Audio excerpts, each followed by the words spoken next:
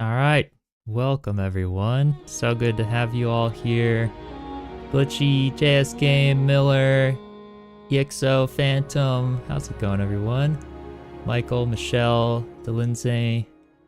Welcome. So exciting. Thank you so much for all the amazing support, everyone, for 10K subscribers. I'm also trying some new audio settings today, so hopefully you can hear me as well as the game audio. Because I haven't tested it for streaming yet. I've only tested it for recording. Yeah, hopefully it's all good. Hopefully I'm hearable. Alright. Balance is pretty nice. Awesome. Yay. Alright, that's good to know. I set up like a bunch of tracks to record. I'm currently, little sneak peek for those of you early on stream here. I'm doing a little bit of recording with a few of my other YouTube friends, Smitty Survival, Basic Builder, Poison Blade, and Versag.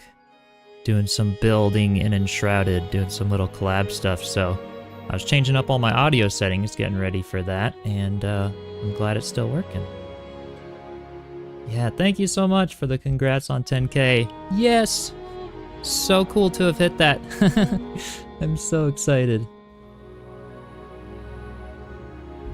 Old Bull, welcome, Andrew.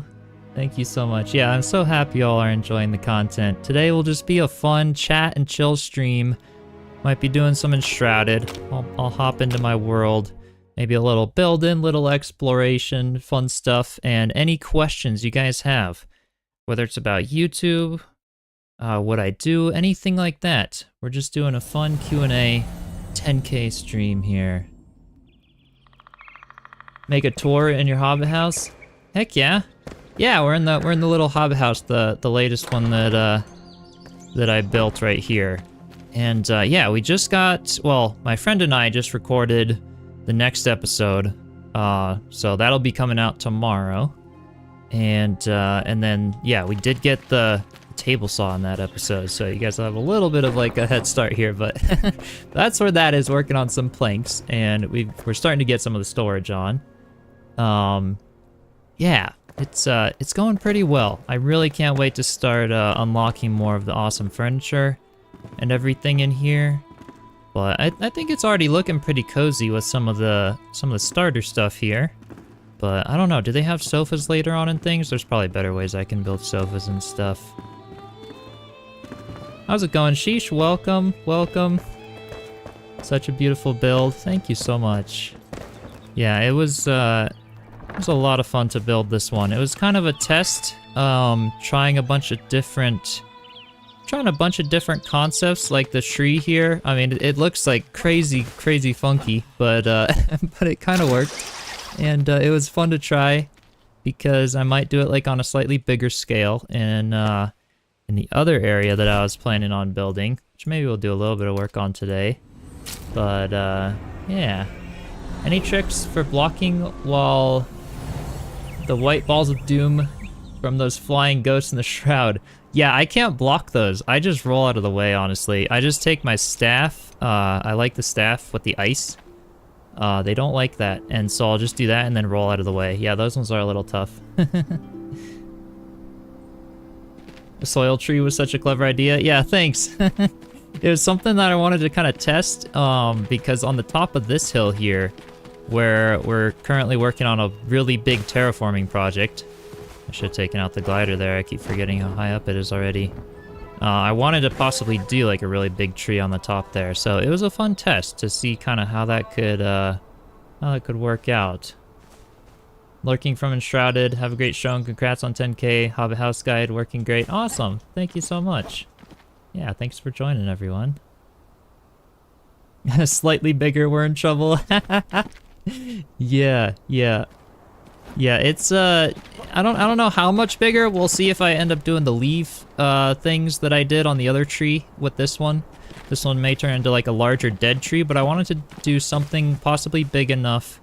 Just some cool like growth thing. Maybe I won't even call it a tree, but using that concept, I guess, along with maybe yeah, either the flower soil or maybe some luminous growth as part of the leaves and whatever.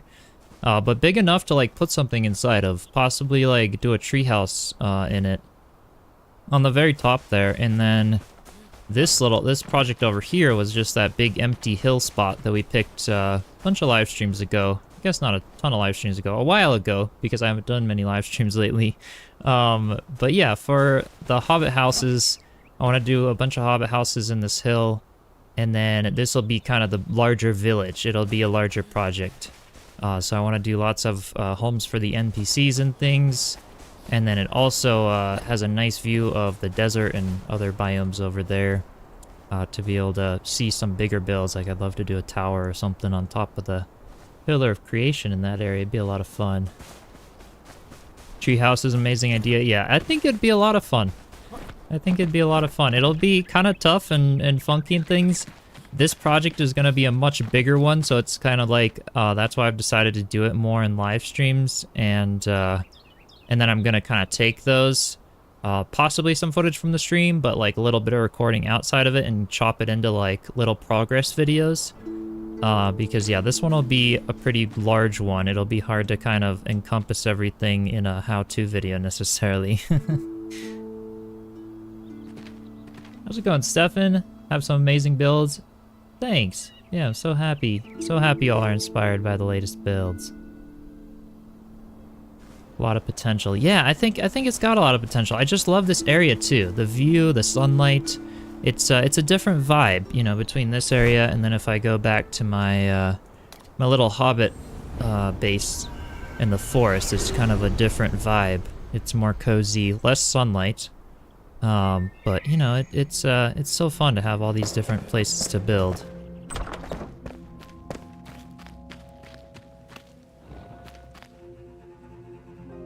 How do I get the resources for so much terrain? Donations or just grinding? Yeah, I just do a lot of the grinding. Sometimes my friend will come on and go grab some resources. But yeah, the tree was kind of expensive because I kind of placed it block by block, which was a lot of farm soil. So I found that making the farm soil was easier in this case than mining it from Woodguard, because I could just toss a bunch of bones into the bone meal grinder here and get tons of bone meal really fast because I had so many bones from the earlier playthroughs. And then yeah, with that, along with dirt, which was super easy to get, I was able to just crank out a bunch of farm soil. How's it going, Holly, in Twitch chat? Welcome. Yeah, Valheim would take a lot more time to hoard resources. Absolutely, yeah. How's it going, Drowsy? Welcome. Made it to your first live. What's up, everyone? What's up, Chip? Yeah, great to have you here. Is it possible to replant trees the size of the ones in Revelwood? I wish. Unfortunately, it's not. Yeah, unfortunately, we can plant trees that are like about this big, like the really big ones. If I go back to my starter house over here, then I'll be able to show you some stuff. And thank you so much for the subs. Welcome.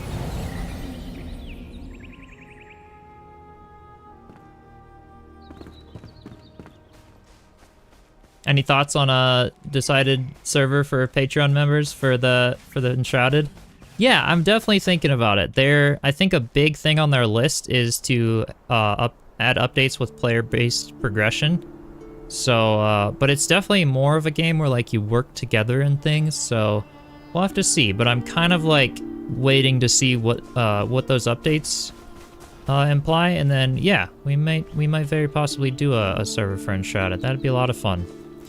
Yeah, I think you can plant trees that are like as big as these ones right here. Oh gosh. The wolf's like, nope, that's my tree. Oh my gosh, Phantom.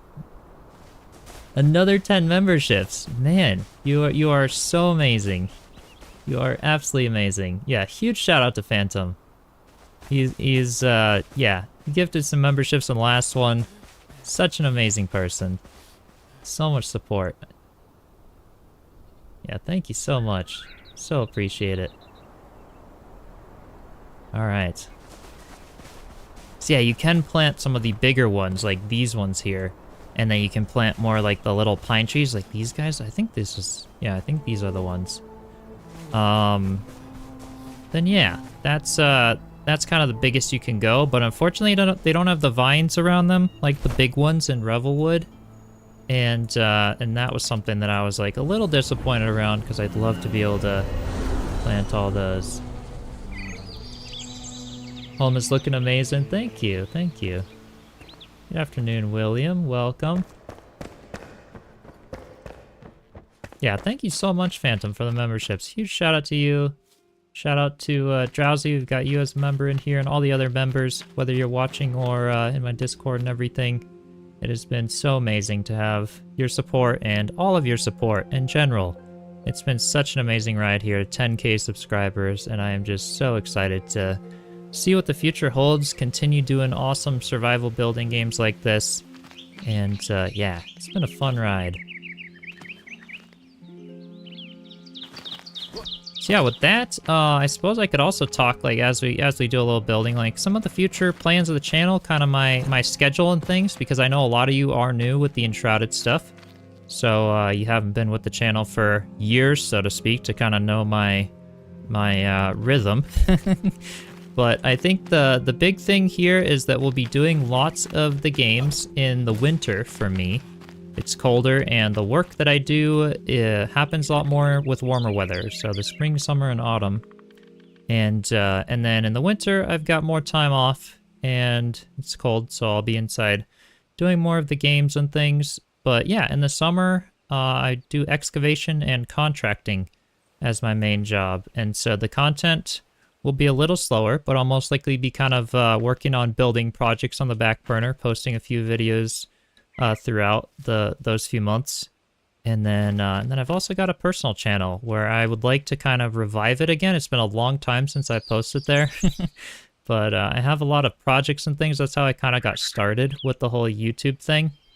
And then, yeah, I kind of just grew from there. I started the Chiselchip thing, loving the building in games because I liked building in real life. And so it was kind of right up my alley when all these new amazing survival games, I really got hooked on Valheim. And now Enshrouded. It's been so much fun. Have you found all the unique brick forms yet? I haven't. I think some of them, but yeah, I'm just at the point of having gotten the table saw from the carpenter. So in terms of the map, like this is what we have so far. Haven't gone to Pikemead's area yet, and that'll be real exciting. We've got like 3 episodes more for Pikemead. And then after that, it'll be a lot of fun adventure in the desert areas and things. Good morning from Oregon. Hey, welcome. Do you have favorite building blocks, or does it depend on your current build? Kind of depends on my current build, I'd say. I kind of had some favorites for like biomes. I feel like I always really like this flintstone for the Revelwood biome. I don't know why, just like I love the colors in it and how they match the ground textures and things. But yeah, I kind of had different plans for this build initially. As I was building it, I decided, like I wasn't originally gonna go with this half-timbered, and then it just started looking really nice. Sometimes it looks a little busy, but I liked how you could put some vines on it. I think in some of the spots I had some vines. Yeah, like back here and stuff. I liked how you could do that, and then I was originally going to go with a tarred roof, but I just liked how the red looked with all the other brown in the forest here for this particular build. So I'd say I definitely have favorites that I have been tending to use a lot, but I haven't made it far enough through the game to like have my go-tos all the time. I've been loving the rough cut stone a lot.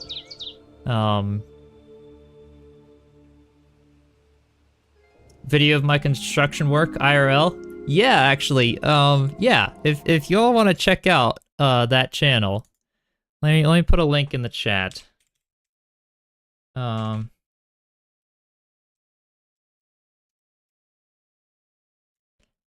I think that'll take you to it.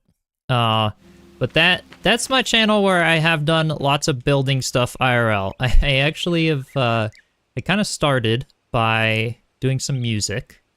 I enjoyed a lot of music, and then I slowed down on some of the music, did a lot of like automotive stuff, and then got into like building mountain bikes. And I was actually thinking about starting a mountain bike company.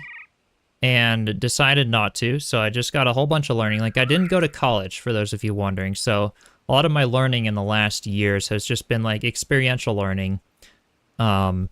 Starting businesses, doing things that I felt that I could, like, gain a lot of stuff out of, so those have been some fun ventures, and I'm hoping to kind of take that channel more with filmmaking and music and tutorials around those things later on, and so we'll just kind of see where it goes, but... Will I be doing biome-specific builds? Yeah, that'd be a lot of fun. So this was kind of like the Revelwood biome build, and then that other one that we were at before was more of like the main meadows area build, which was super fun. And that one will be like a long project that I'll be working on.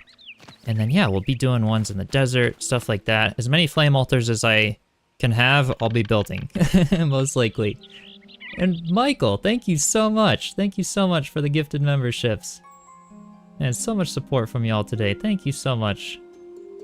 This is so kind of y'all. I so appreciate it. I so appreciate it. And let's see. Let me scroll up and chat a little more. That's cool. The other project channel. Yeah. Project channel for real life stuff. Yep. Yeah. That was kind of the plan for that. So I started that one actually many years ago, and it's kind of just been a back burner thing. I never got consistent with posting. A couple of videos took off, grew some people, but they never come back for the recent ones because I'm all over the place with that channel. I've posted anything from, you know, music, building things, automotive stuff, mountain biking, filmmaking, all sorts of crazy things. So we'll just have to see where it goes.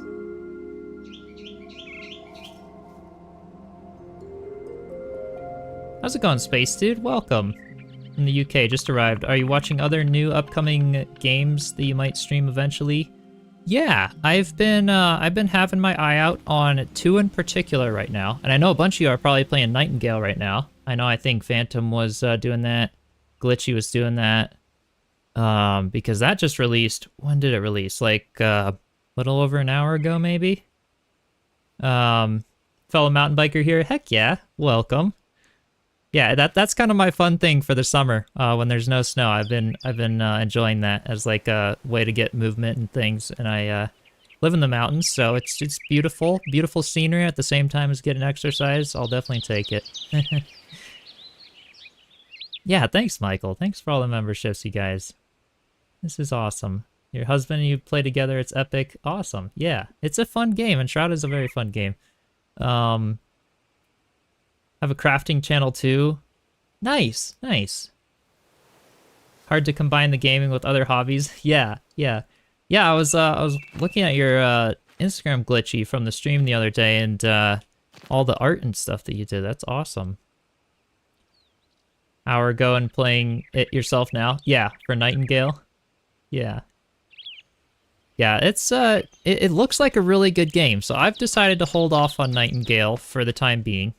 Maybe we'll end up doing it, but from a lot of the first impressions and my other friends that had the early access keys and stuff like that, they were saying that it was just like really complex for the get-go, and I think based on their knowledge of me, they told me to hold off for a little bit and possibly check it out later or something when more updates or other things. But I think having the Enshrouded in Valheim, and with Enshrouded being fresh and all, I think also for my stress levels and all this stuff to do, maybe we'll do Nightingale, but maybe it'll be like a live stream thing or something. We'll have to see.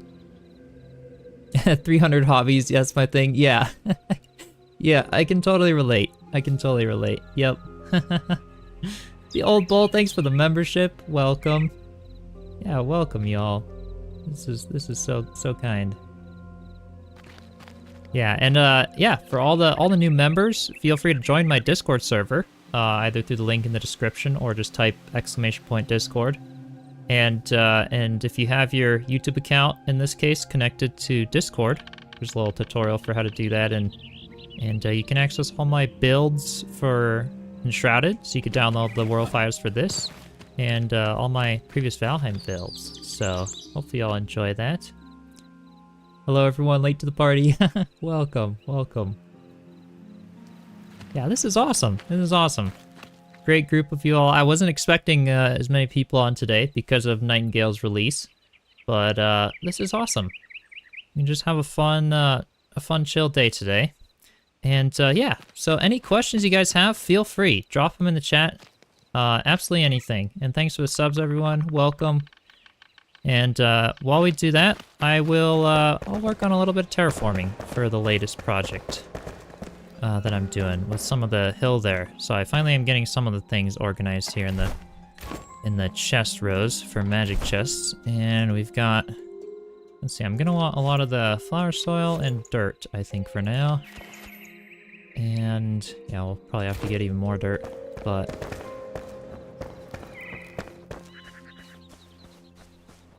Nightingale looks so boring after coming from Enshrouded, though. Yeah, I don't know. I think they're just different types of games. I think a lot of people try to compare all these different games so closely, and it can sometimes, I guess it's almost evening. I may as well stay here until it's night and then rest and then go start working. But yeah, a lot of people try to compare lots of these games that, like, there's certain aspects that can be compared and things, but Nightingale's a very different feel. It's, I think a lot of people are really enjoying it. It's a very great game for a certain, certain type of people. It's got, like, the gas lamp fantasy concept, different style of graphics, different style of building, and the whole realm cards concept. I mean, it's a really unique game, and I think that's what has a lot of people hooked on it. But Nightingale downloads forever. yeah, you were saying the files were so big for it, for what it was, but I have not tried it personally, and I don't think I will, at least for a while. We'll let it run its course. It's one of those games that I didn't get a chance to play in, like, a beta or a demo as much as I wanted to really get a feel for it. And I've made mistakes with games in the past of not really being able to check them out as much as I would have liked, and then watching the trailer, and then it's not quite what it was in the trailer or something. So I just felt that I didn't have enough info yet on Nightingale to, like, put it on YouTube yet, so to speak. But yeah, possibly in the future. Really need to step up your building skills. Looks awesome. Yep, I tell everyone it's just about practice. As a kid, I enjoyed Legos and Minecraft and, that stuff. And it's all about just building, wrecking it down, starting new worlds, building more, all the time, just for the fun of it. It's all about the process. They're not very comparable, but building sure will be more fun in Enshrouded. Yeah. I think I've really enjoyed the building system in Enshrouded. Ooh, that big shadow on the tree kind of went up really fast. Yeah, it's so dark and spooky in the forest here, but I think the little hobbit hole is cozy enough at night. We'll just sleep in this one here. Caltrin, late to the party. Welcome. You're not too late. We just got started not too long ago. What happens when you create a new world? Will the quest repeat? So that's a great question, actually. That is something that they're currently working on a lot of updates for. As of now, right now in Enshrouded, if you start a new world and a new character, then yes, the quest will repeat. It'll be like starting a fresh playthrough for Enshrouded. But then if you start a new world with an existing character, so like say I take this character right here, with all of these quests complete, and join a new world, most of these quests will be complete. I'll just have to go like grab the NPCs, but the map exploration I've done and things will kind of imply over to the new world. Some people like that, some people don't. A lot of people are asking for player-based progression to where, like, if you join a new world regardless, you're not unlocking it for everyone else for multiplayer. So I think they will be working a bit on that, just to kind of tweak that experience. But yeah, we'll kind of see where it ends up. Enshrouded is just Minecraft with smaller blocks. Yeah, it definitely has the resemblance. It's a voxel game, Like I said, I think the building is similar. Having built a lot of stuff in Minecraft, that's what inspired me initially to do this tree. I've built like huge trees in Minecraft. That was something I really enjoyed building out of the wood blocks, and so I figured I'd try it in Enshrouded and the block-based stuff. But yeah, it's very different. other than that. But I love that the blocks are like a quarter of the size, essentially, as they are in Minecraft. It makes for so much more freedom and creativity.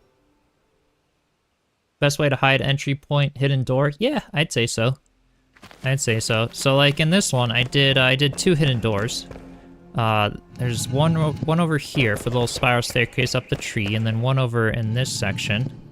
They are not the same texture as the rest of the walls, so like the most hidden would be to use the same exact hidden door as what matches the walls. I just haven't unlocked the rough cut hidden door or whatever, the one that matches these ones.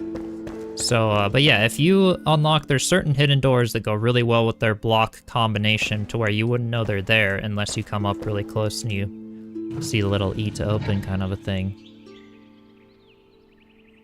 Learned so much from you, Chisel. Others on your Discord server. My first build were straight up terrible, but now I've learned so much and they look good. Awesome. Well, I'm so happy to hear that.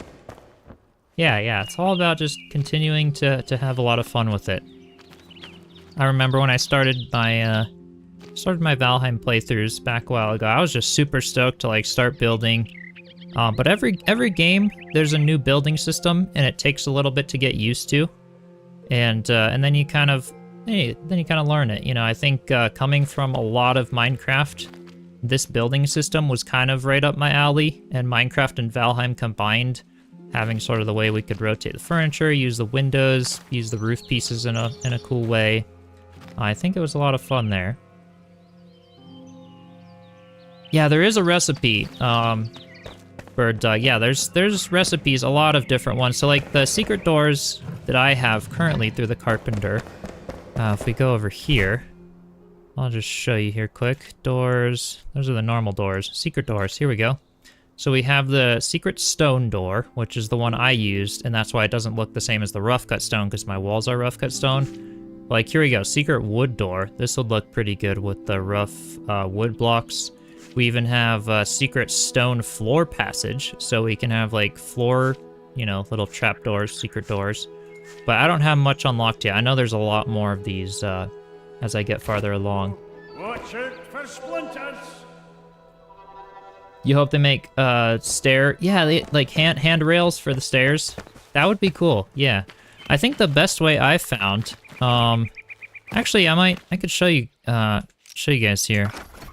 Someone in my Discord was saying materials craft blocks at the workbench. Oh, do my blocks not show up unless they're in my inventory? I think that's the case. Yeah, I have to bring my blocks into my inventory. But you can build a stair, and then I really liked how the tarred wood roof block looked as a handrail.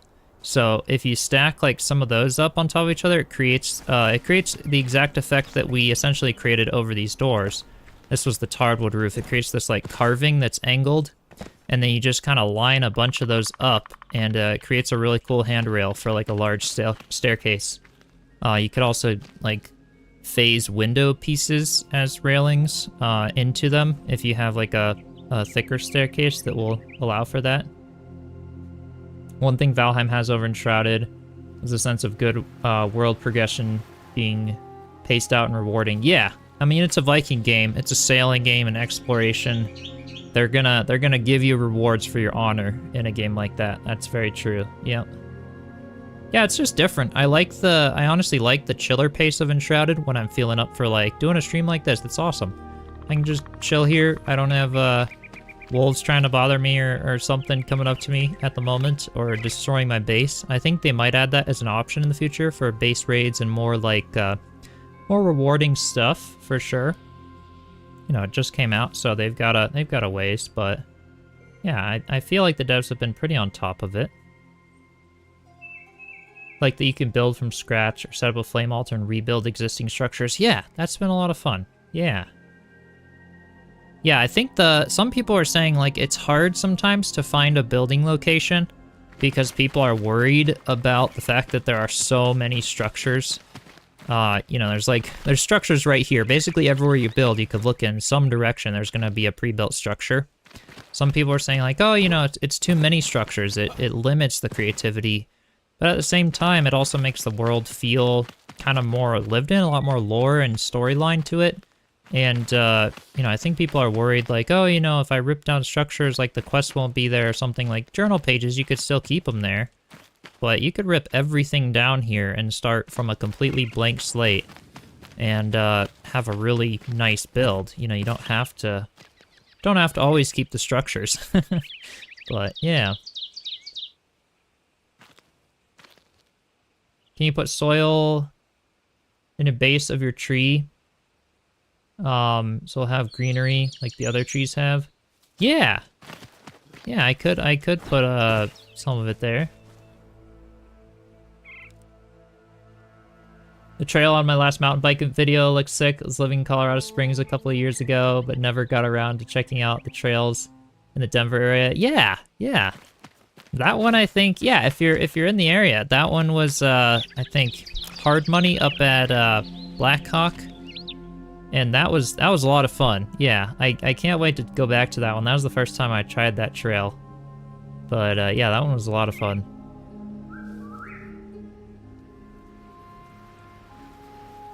Base raids, yeah. I think they might make things like that a toggle, and even things like having a weather system in Enshrouded and stuff. Little things to make you like enjoy your base more. You know, I think and base raids is one of them. The concept of like feeling a sense of safety in your base. I think Enshrouded, like, it has such an amazing building system, but like I'm just as relaxed and fine being right outside. There's no weather, there's nothing to hurt me right here, as I am in my base. And so I think a lot of people are like, oh, you build the base, but then like what could urge me to live in it more? Because we have so much great furniture, we have all this amazing stuff that it could be really cool for them to add more elements, like, you know, a rainy, stormy day that makes you want to cuddle up inside, and things like that, or base raids as an option or something if they did it in the right way. I think that'd be cool.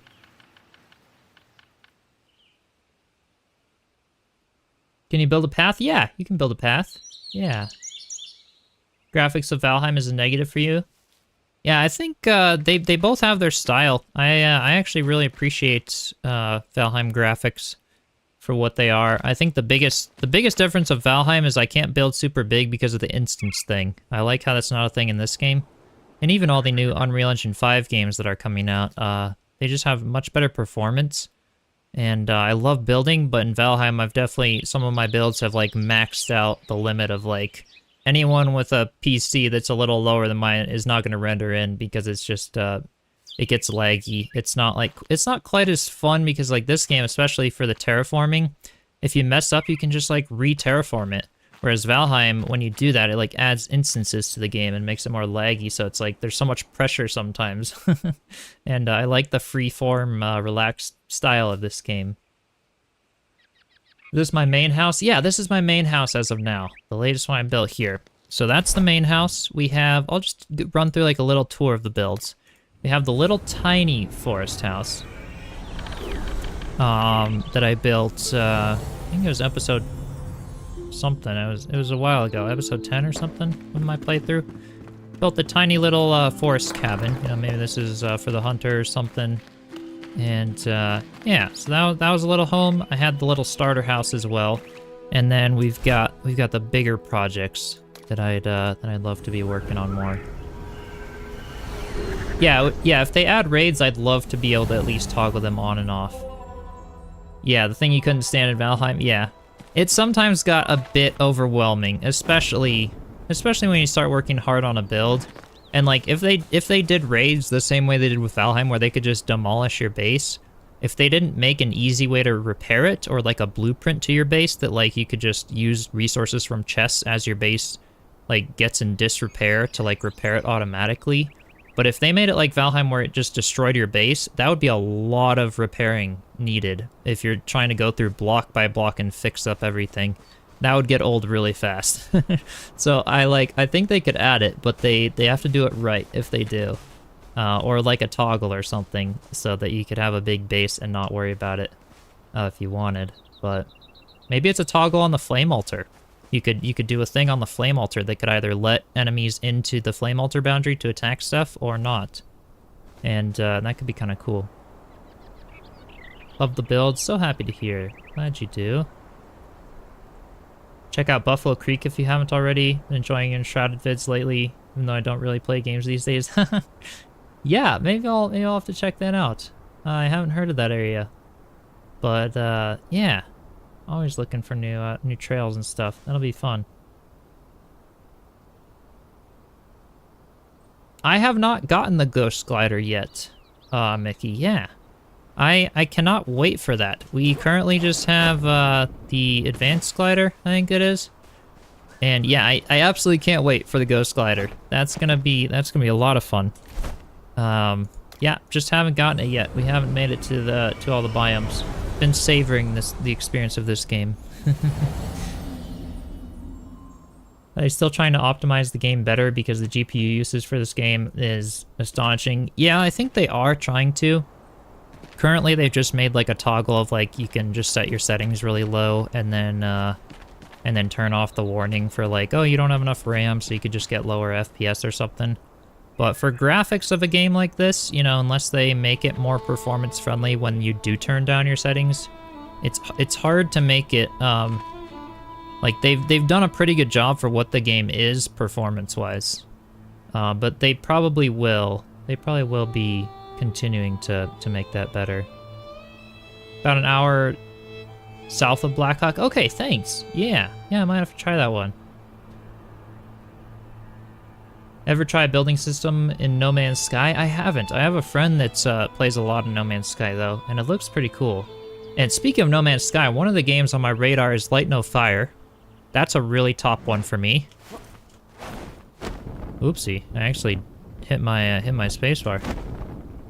Oh yeah, this trick too. I've been loving the thing with the glider, where you can like reset your glide, and just go like forever. This is gonna be so much fun with the Ghost Glider, to just keep using the little updraft thingy. I'm pretty excited for that. Maybe they'll fix it, but I kind of hope they don't. It's just been way too much fun. How's it going, Millie? In Twitch chat, welcome. Not rushing through the content, enjoying the journey. Yeah, it's just a fun one. It feels like it's not the type of game that's like I'm just gonna try to speed run it. It's just way too much fun.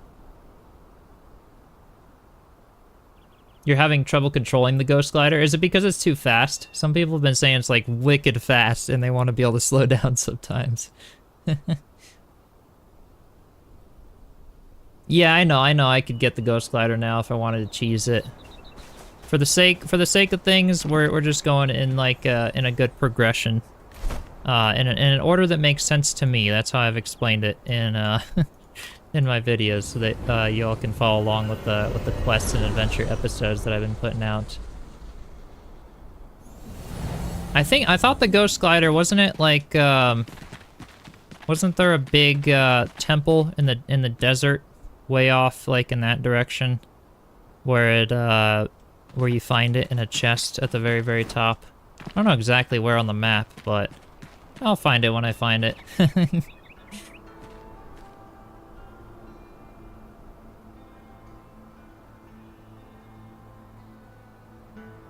Game looks legit like a fantasy version of No Man's Sky with voxel-based building. Yeah. Light No Fire hopefully releases next year. That would be awesome.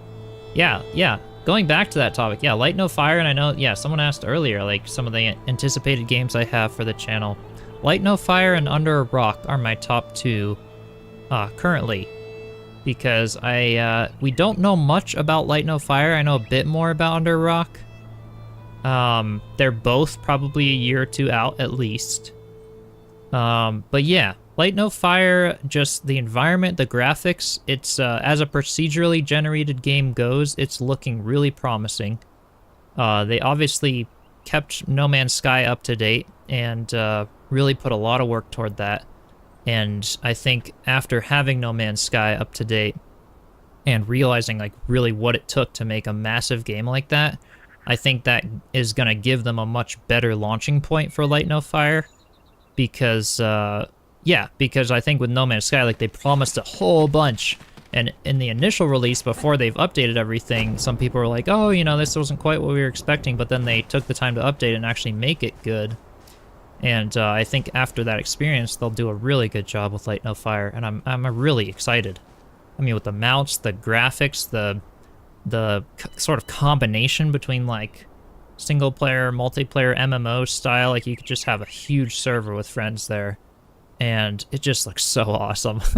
And even the building, like the environment, the little sneak peeks we got of the little builds and stuff, it looked cool. I don't know how it works as much with the building system, but the materials and the style of houses that they were showcasing, it's definitely on my radar. So that's fun, yeah. The way you talk about it makes the live stream so smooth and calm to the ears. Oh, I'm glad to hear. Glad to hear. Yeah, so fast. Yeah, the Ghost Glider's pretty fast. Yeah, that's true. Yeah, I'd love to do a desert-themed build. I was thinking like, possibly even 2. I really want to do a big castle, like desert-themed castle on the top of this pillar of creation, assuming we could build up there. The one that doesn't have the black building on top. And then I'd love to do like, yeah, like maybe a little savannah, western-style village. Oh, that'd be a lot of fun. Absolutely.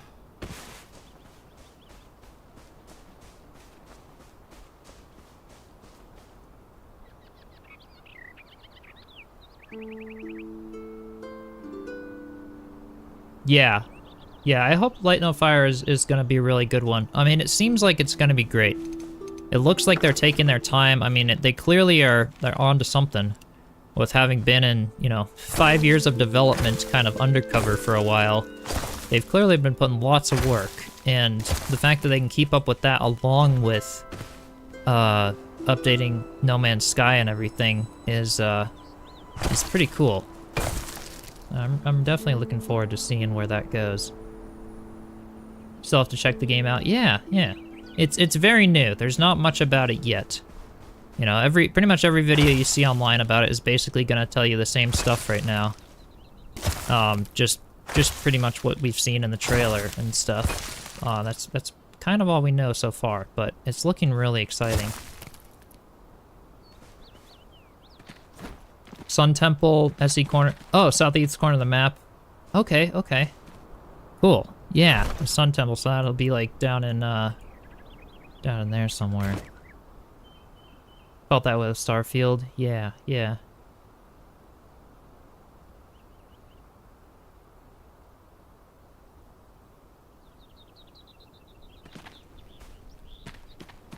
Yeah, do a floating desert castle. That'd be cool. Speaking of floating stuff, I would absolutely love to do floating islands and builds and things like that.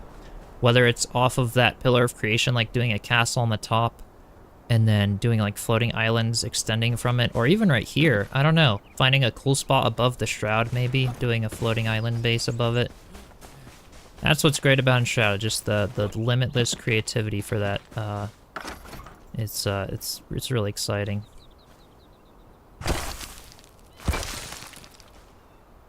I think I'll play Nightingale. Yeah, I spoke to that a little bit earlier because that just released.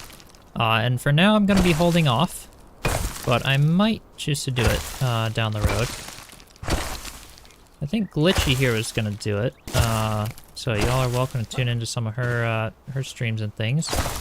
But yeah, I think I'm going to hold off for the time being and kind of let it run its course. I didn't get as much info as I would have liked on it to kind of know if it's gonna be my style, but we'll see. Star Destroyer would obviously be next. Yeah, and thanks GG. Congrats on 10k subs. Heck yeah. Yeah, this is incredible. Like I said in a stream not too long ago when we were close to 9k, that like beginning of this year I hit 5k subs, like the last day of December. And I was like, you know, and it had been, I think 2.5 years since I started the channel till then. And I was kind of secretly like, oh, you know, my New Year's intention is like, oh, what if I could double that? What if I could hit 10k by the end of the year? And it's month number 2 and we're at 10k. This is like incredible. I never expected that. And this is so awesome. So yeah, thank you all again for all the support. various sandstone blocks and palmwood furniture make for some awesome builds. Looking forward to trying them out. Yeah, cannot wait to start unlocking some of those recipes. Yeah, I got the refined wood block. Yeah, you guys will see the carpenter episode tomorrow. My friend Crimson joined for that one again, and we did some fun adventures and got the city wall block and the refined wood block. I think at the table saw some cool stuff. So I'll be using some of that to be building soon, and then yeah, we'll just kind of keep doing the adventure episodes. I know you all love the builds too, and I've just been kind of taking them at my own pace. You know, if I do building all the time, I kind of like to create when the muse is alive, so to speak. So that's why I kind of mix it up with some adventure episodes and then some building and then some adventuring. It keeps it fun for me, and I know what burnout feels like. I've had it happen in the past, and I definitely don't want it to happen with my creativity. So as much as I'd like to get a really awesome build video out like every day, I have to pace it, obviously. But have great content. Thanks. Congrats. Thanks, Jackson. Appreciate it. When you first arrived on my stream, you had 8K, and now it's been less than 2.5 weeks. You have 10K. That's amazing. Yeah. The last few build videos have really helped me grow. Really brought an awesome audience. So yeah, I'm really stoked that y'all have been loving the Enshrouded content. I kind of had a feeling of how that game was gonna do based on some of the demo builds that I was doing, and based on how much I loved Valheim. I was like, you know, there's no way this game is gonna suck because of all the amazing stuff that it offered. Yeah, and I obviously started the channel with a lot of Valheim builds and stuff, and I'm so happy that a lot of you are enjoying Enshrouded as well. And I'd love to do more Valheim as well when I kind of mix some builds in. I've got a few more ideas of things I want to try there, but we've been grinding Enshrouded a lot because of the launch and everything, so for those of you from Valheim, I'd still love to continue Valheim content as well, here and there, that's for sure. 100 plus watching and less than 50 likes. Step it up, viewers. Hit that thumbs up and support the stream. Yeah, thank you. Everyone like and subscribe. Y'all are awesome. Internet will give you your download soon enough. Builds impatience, young Padawan. Impatience leads to the dark side. Exactly. Yep. I wouldn't want anything, like, you know, I wouldn't want to feel burnt out. I'm sure you guys wouldn't want to see me on video like, welcome everyone, another build video. Super stressed out now. Trying to complete this. Been pulling all-nighters. I hate my job. I wouldn't want to go to that state, so.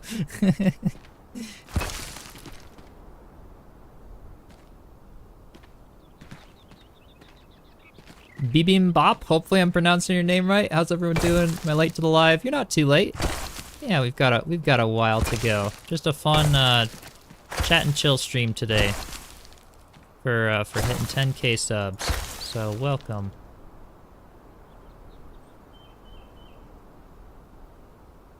Yeah. To be able to add more random structures for Valheim. Hopefully being inspired by all the random structures here in Enshrouded.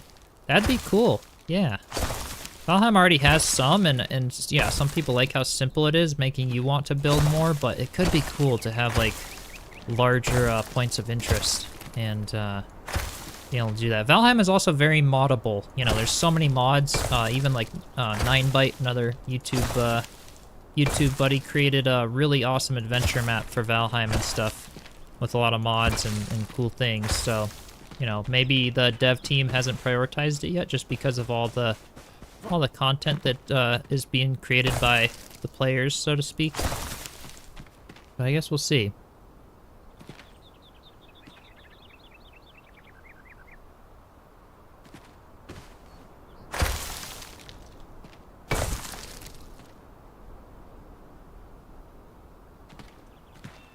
Liking the video's a must.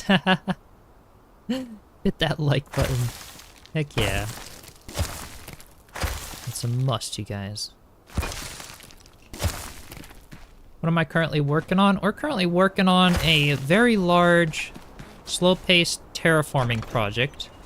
So this used to be a large hill in the middle of the map. It was kind of more like a cliff, really spiky, not so friendly looking for building, and so I flattened it out. We're continuing to sort of like make this a nice, more of a rolling hills feel, and I want to put a couple little Hobbit homes in there and create like a big village for the NPCs over here.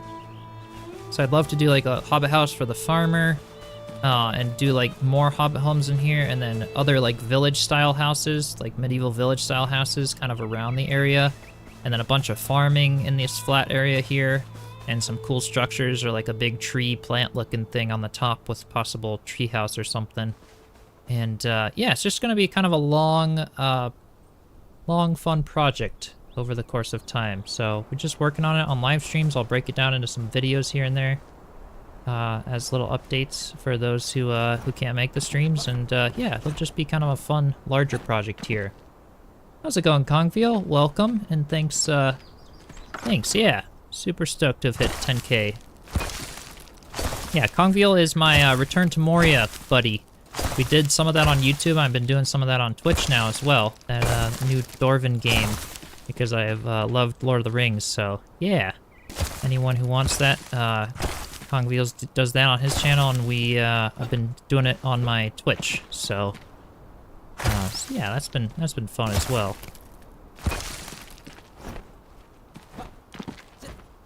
Do you think they'll add more NPCs in the future? That might be my guess. Yeah. It kind of depends on honestly kind of depends on the future progression of the game. You know, it feels like the way it's been, we have unlocked these 5 NPCs really early, which makes me think maybe they won't. But like maybe they'll add mounts or other like things to make the world more like lived in, I guess, later on. I don't know. I'm kind of curious, but yeah, it's hard to say. It's hard to say.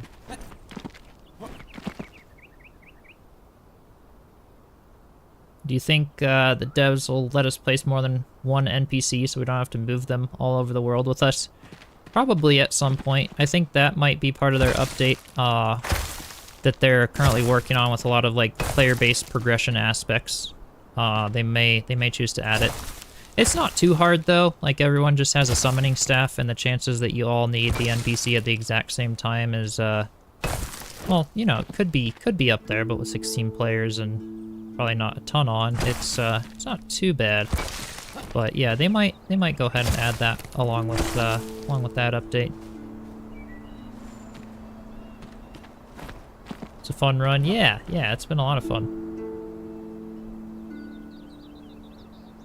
If I had to guess, only half the game is built right now. The northern half of the map is going to be 25 plus new levels cap. Yeah, I would guess that as well. I think they capped the levels and everything right now because you can't just be the Giga Chad of Enshrouded and have every single skill unlocked and everything for the way the map is right now. But yeah, I agree that they probably will be adding a higher level cap, and like I've said, right now in early access, we have access to currently 24 square kilometers of the map, and then the full release will be 64 square kilometers, so we don't even have half of it unlocked just yet. So they've got, yeah, I think a big mountain northern biome is definitely up their alley, just kind of based on what we see so far, but yeah, it'll be cool.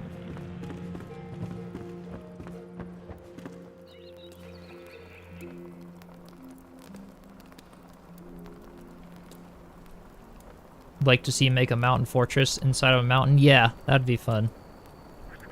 Yeah, absolutely. There's so many cool bigger projects that I want to take on with this game. Don't forget to like and subscribe. Chiselchip is an awesome guy and puts out great content. Don't want to miss any of it. Thanks, Kongfeel. I appreciate it. Yeah, and usable furniture. Absolutely. Yeah, being able to do like a short press E and sit on things, that'd be awesome.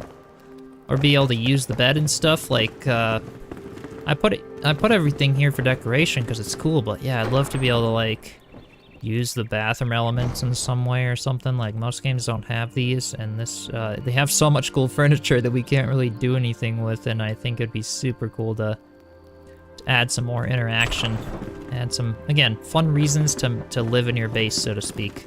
And I think they will. I think they just kind of pumped out a lot of the content, and I think, you know, from a strategy standpoint, they're onto something with that, you know, pumping out a lot of the content, a lot of the quests, adventures, refining that, and then circling back around as people kind of, you know, keep playing and wanting more building features and base features to then go back and update all of that.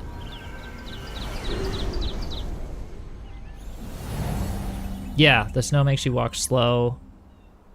Yeah, I think they're clearly working on, like, that biome over there, those big mountains there.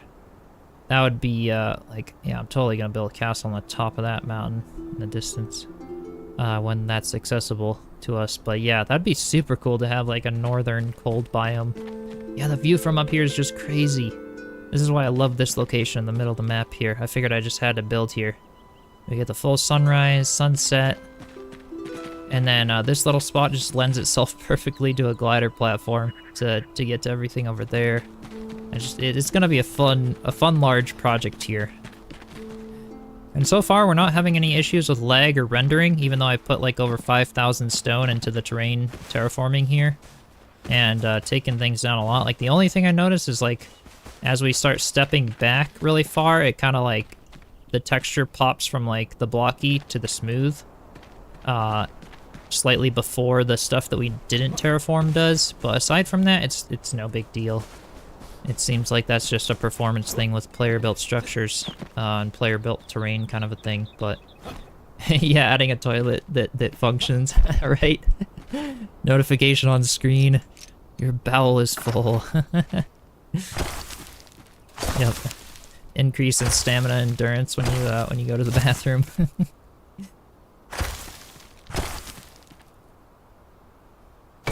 Definitely a winning formula. This game doesn't feel early access very much at all. Yeah, I'd say they've done an incredibly good job, and for early access, it's insanely polished.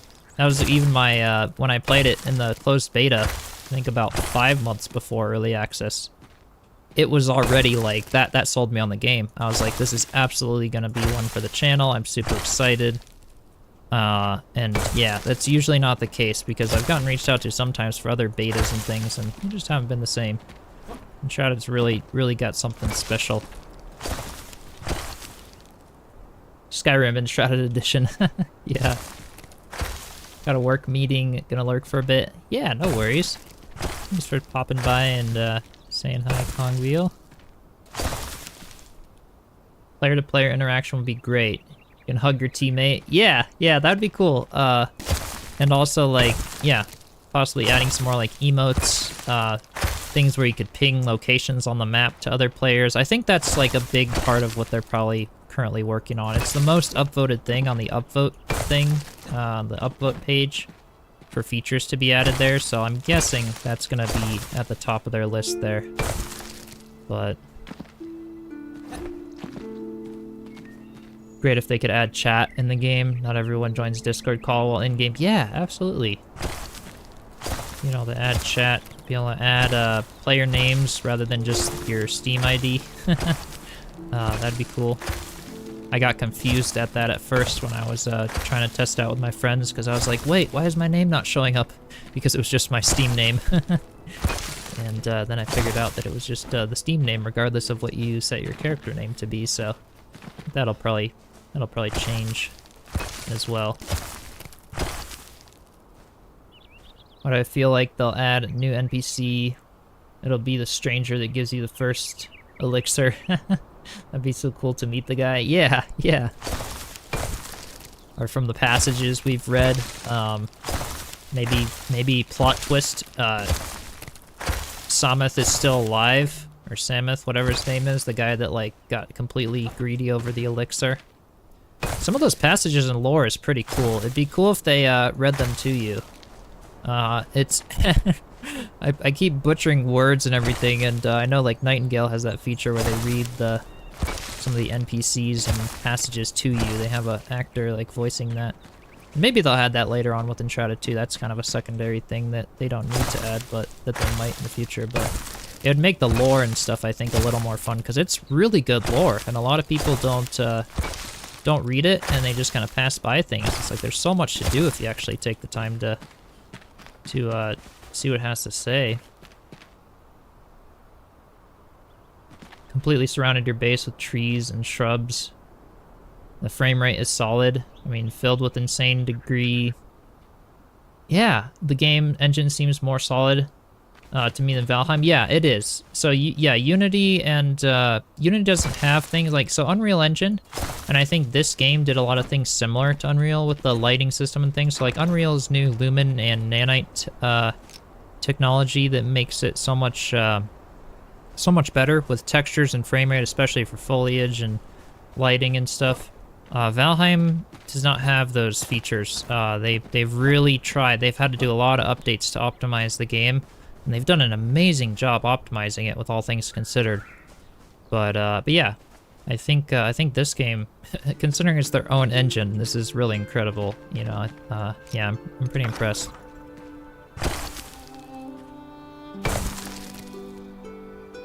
Enshrouded gave us more in early access than some AAA games. Yeah. Yeah, they've got a lot, that's for sure. Reading lore in the Shroud. Yeah. Yep, I purposely picked the skill. If I go to my skills here. I purposely clicked the skill, where was it? Inner Fires. And before I started playing with my friend, I also had the one that increases it by 5 minutes, just so that I could read the lore in the Shroud for y'all in the episodes.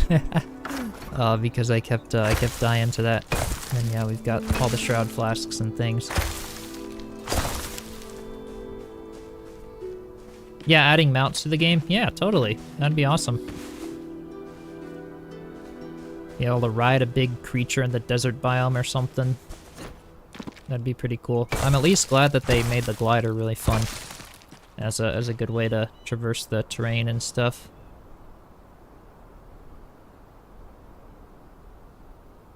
Totally passed the lore in Enshrouded and watched my videos and was surprised in a good way. Yeah. Yeah, it's kind of the thing that, like, you know, there's a lot there to read. Even my videos don't cover everything. Every now and then I'll find new stuff off camera, new passages every now and then when I'm just exploring around. A lot of the main stuff is on camera, but yeah, they've got a lot packed in there.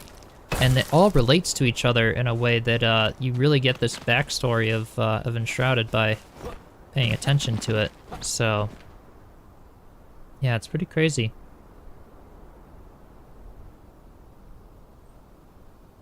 Yeah, it definitely adds to the game. Absolutely, yeah.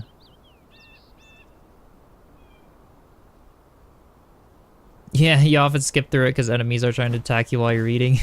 Yep. Yeah, I'll try to take out the enemies and then go read the lore, but that's what often happens. I'll sit down to read and something will sneak up on me. Do you think they'll add more quests? Yeah, I think they might. Especially with future content, future biomes and stuff, there'll be lots more quests. But there's a ton. That's something that, like, the lore gives you. You know, some people are like, oh no, all the questing is like locked behind lore and locked behind stuff. It's like, that's just part of a game like this. But yeah, like all these little markers on the map, this is all like little quests and little things that I've just unlocked through reading all the lore. And it's like, that's why we're spending so much time in just this area. And we haven't even made it to Pike Meads yet because there's just like so much that I keep unlocking that I thought I was like, oh, I'm totally done with this area. I've unlocked every quest. And I'll come back and find something new or a hidden passage somewhere that I missed, and I'll unlock another quest that I had no idea about. And yeah, so that's kind of that's been exciting. But yeah, I think they'll probably add more quests for sure. Yeah, lots of clues, hidden random treasure, totally.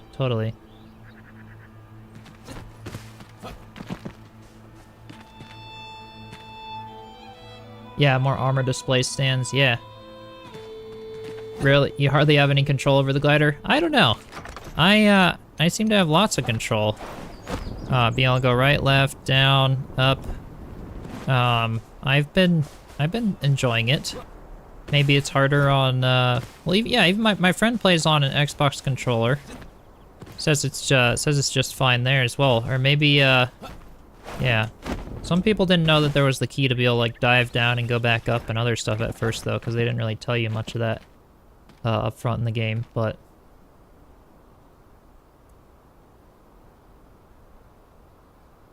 Yeah, I haven't been east yet at all. Yeah, I've got a long way to go, and I already have around 200 hours, close to 200 hours in Enshrouded now. Just checking out all the building and savoring it, so it's got a lot of content for what it is. Can't wait to fight a Yeti in the snow biome. Yeah.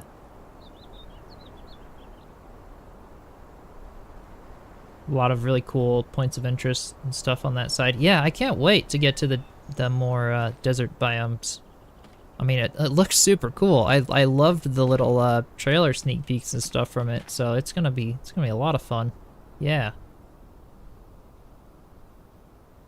Found some need buried chests near tombs. Ooh, yeah, yeah, totally. There's so much. Like, I think someone was even saying in one of my playthroughs that I missed, if I go up to the ancient spire over here, there was a buried chest underneath a tombstone somewhere near it. So much stuff that they've hidden that we can find. Eastern part of the map is amazing. I can't wait. This part has already been a blast. This will be so much fun. And the building blocks you unlock in the desert are awesome. Yeah. Well, that sounds like it. Let's see. Is that the entrance to the area? That looks like that's where you enter. Yep, this is. So I think someone's saying like over here maybe. Where was it? That there was like tombs and stuff. Yeah, there's another passage over here. There you go. I haven't even found this one. Yeah, and then the whole there's new stuff on that guy. Like, is there anything under this tombstone? Like, there's just hidden stuff everywhere, and it's crazy. I don't know, maybe there's nothing hidden under here? Someone was saying there's like some hidden treasure underneath a grave over by this spire somewhere.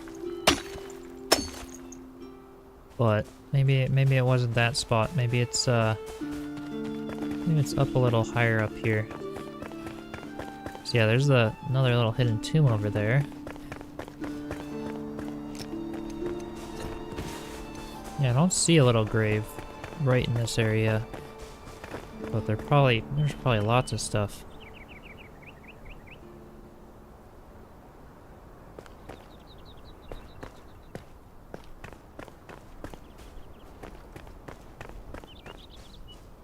Yeah, lots of people miss the stuff. Yeah, so like I kind of like that, honestly. It's been fun to like, that's something that makes like a hand-built map like this. So rather than doing procedural generation, it makes the hand-built map a lot of fun. Makes it a lot of like replayability, so to speak, that people are worried about.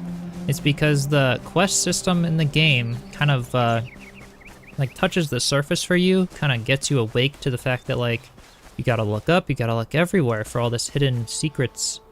And then when you do, you kind of unlock all this cool stuff, and so it kind of made people aware that there's lots of hidden things, and it's so cool to see like Reddit posts, even to this day, you know, after a few weeks of being out, of like, oh, I found this new thing or whatever, and it's kind of cool that they leave a lot to the player to explore. Love the swampy mushroom area.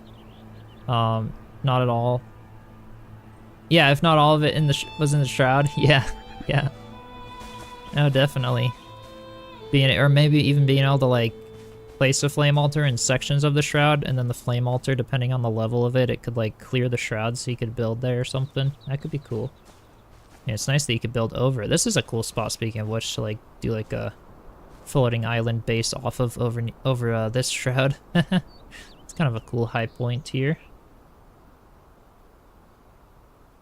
Buried crypt dungeons yesterday. Nice, yeah. Yeah. So much stuff to explore, that's for sure.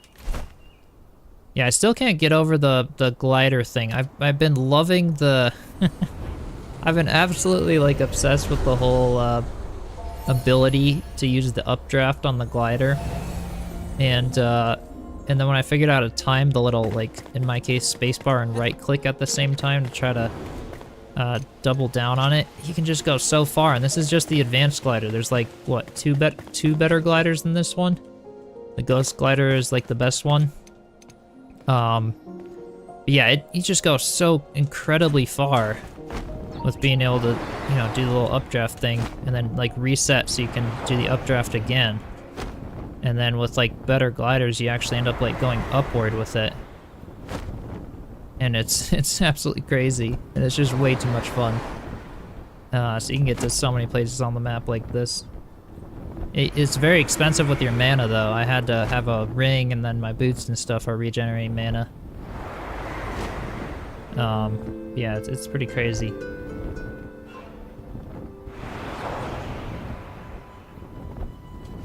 I guess you're abandoning your build and searching for dungeons. Yeah. I know, that's what's been so much fun, is like I'm still just doing casual builds, and like I still actually have questing to do even when my builds are finished, which has been a lot of fun. Yeah, we can get all the way over on top of this cinder vault here, which is insane, just with the advanced glider. Normally we'd land like right on the other side of that bridge there, but with the updraft we get all the way over here.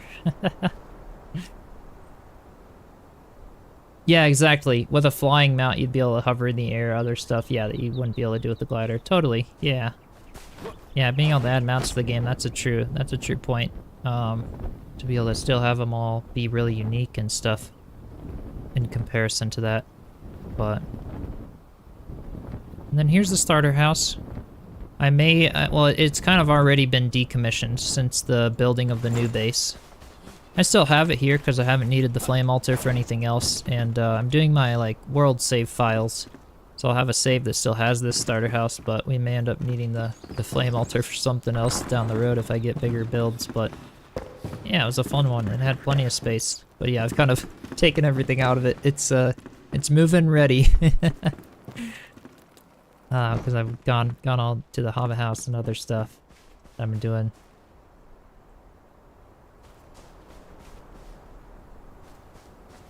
Yeah, with the glider you only have one way to go, which is down. Yeah, if you have the ghost glider, you can go up with the updraft technique.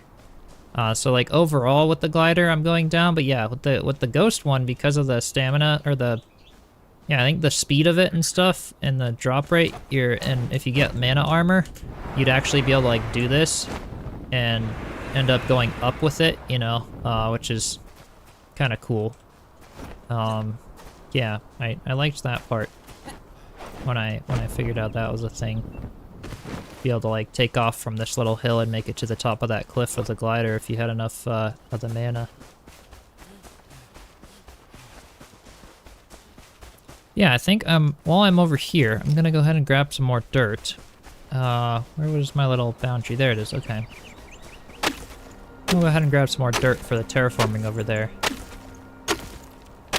Because this spot, you get lots of dirt. I'm getting like 5 to 8 dirt or something from pickaxing just a bunch of this. So it's not too grindy. How do you do the up thing for the glider? So the way I have it set up right now, and it can be a lot better than this, but I have the Ring of Rapacity, which subtracts 20 mana but has plus 20 mana regeneration. And so that's why, like, you know, if I use a staff, for example, my mana is just like that little blue bar just goes up super fast. And that's kind of the route I've been going in, is the wizard route. So if you have mana gear, then you can do that. You can also have armor that increases your mana regeneration. You pair that with the Ring of Rapacity. My armor currently doesn't really. You can see it's just the adventure set, so it's not doing any. It's doing health regeneration, but nothing for mana, which is why I'm still like gliding down with the glider. But basically, you take off from a spot, so like, you know, a little rock or something where you can get a double jump in, and then deploy the glider. Or if you don't have double jump, just be able to, you know, get the glider deployed and then be able to hit spacebar. And then you just do a little right click and spacebar at the same time, which resets your glide, so that you can, like, essentially right clicking, every time you right click or block, it takes away your glider and you just start falling. And the point is you fall and then you deploy your glider right before you start falling too much. And the hope is that the updraft actually goes higher than the time it takes you to fall and redeploy your glider. So it's kind of a timing thing, but once you get used to it, it's you actually start going up, which is kind of fun.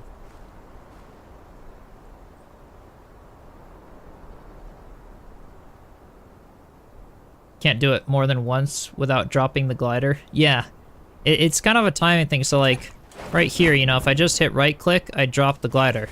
But if I hit right click and spacebar, you can see that little twitch that happened right there with the glider, which is like instantly resetting the glider without me falling. So it's kind of a timing thing. But yeah, I need to work on your timing. Yeah. Yeah, it's kind of a timing thing, and sometimes I do end up falling a lot more, and it's not super consistent, but most of the time it seems like I'm getting it. Yeah. Yeah, it's just a timing thing. It's a lot of fun. Is the Hobbit house your main new base? Yeah, it's the new base. Yep. It's been fun, and it's in a good location too. How's it going, Poison Blade? Welcome. After the Wailing Blade, is there another legendary sword? At the point where the blade is a little underpowered, but yeah, so I still like the Wailing Blade. I like this sword, which is an epic sword, but it's kind of just as good as though it's a little better than the Wailing Blade, actually, at 32 damage when it's fully upgraded. But one I've been liking is my bronze sword, which is 37 damage at legendary when it's fully maxed out, which is obviously a lot better than the Wailing Blade. I think, do I still have my Wailing Blade over here? I think it's at the Hobbit house base. Let's go back there and we'll compare some stuff, because I got this legendary bronze sword really early, and I'll show you where I found it, for those of you who are curious. But I have the Ring of Health and the Ring of Rapacity right now. Yeah, so I still need some health regeneration if I'm going into a wizard build. So that's why I've decided to pair those two together. No, you cannot equip two rings. You can equip 2 rings of rapacity, but they're not going to give you plus 40 mana regeneration, unfortunately. I think it only stacks with armor, so you can't be too overpowered. But yeah, you can equip both of them, I think. But yeah, I haven't experienced double the mana regeneration by having 2 of them equipped.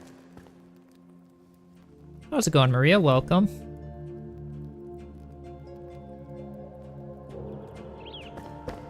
But yeah, I think I had my Wailing Blade in this chest. So yeah, 22 damage, fully maxed out from the early game Wailing Blade you can get, and then 37 damage, fully maxed out. So obviously way better with the bronze sword here. It works? Wait, you're saying that 2 rings of... Okay, we gotta try this here quick. I haven't gotten it to work, but maybe it was just a bug or something for me. The mana regeneration is unreal. You've tested it yourself. Alright, we gotta try this. Because then we could actually go up with the glider, like, ridiculously. And then I could just have armor that regens my health instead of the ring that regens my health. Yeah, we'll try it. I'll give it another try. Yeah, I didn't notice it before, but, yeah. You can use 2 of them. Alright, we'll have to give it a try. So let me go to the spot where you find that bronze sword first, and then we'll go grab another ring of rapacity and give this a go. This would be a lot of fun. Okay, so the the better sword that I found was over here. If we glide down to the carpentry camp, I think, where we find the blacksmith chest, which was over by this area.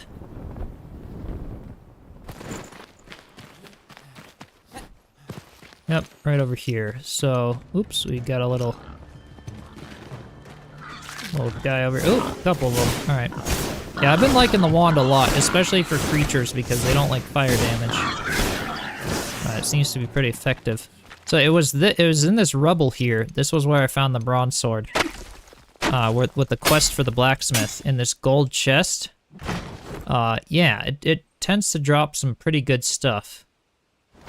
And it dropped that bronze sword that was legendary. So, yeah, I already have the tarred wood, so I'll just salvage that one. But yeah, you can come periodically check in at this chest, and this was giving me a lot of good gear. Pretty early game when I got, I guess it's not too early game, but right when you get, right when you kind of enter the Revelwood past the little camp over there. Yeah, it's pretty good. Maybe it was something in the last patch. Yeah, Mickey, that's true. We'll go ahead and try it and see. Drops decent random loot. Yeah, I know there's lots of better places probably for farming good loot.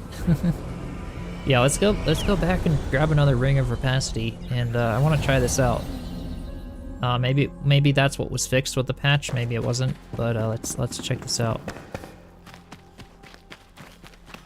I have a feeling it was, because yeah, I definitely don't remember it working from before, but it's over here at the Willow Crush camp is where we got it, so... let's get into here from the backside so I don't aggro a bunch of stuff. Really helpful, awesome, yeah.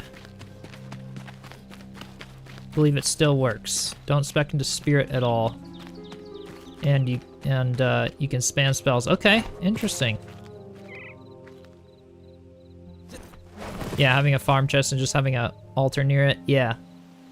Yeah, totally. Then you can just teleport and keep doing it. I'll probably end up doing that like as I get later game with some better chest locations that I end up finding, but... Where was it? The Ring of Rapacity was over here. Let me just eat some stuff. So I'm not, completely gonna die super quick. I think we might still have to fight some things. Oh, no, maybe not. Oh, yeah, we've got some bees. Oh, there's a guy over there. Nothing over here. Okay. This is where we got it. We have to mine through this.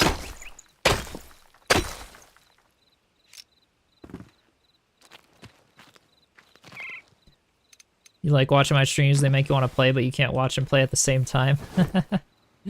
Yeah, yeah. A lot of people watching, or you can like listen and play at the same time. You just have your browser window open and stuff. So I know some people do that. Yeah, watching makes you want to play. Yeah. Well, cool. I'm glad to promote a good game. Y'all should definitely play it. All right, so let me equip this ring, then we'll go back and sleep or something. Okay. So we have that one. This one was the Ring of Health. Okay, now we have 2 Ring of Rapacities equipped. If I spam... Oh, maybe.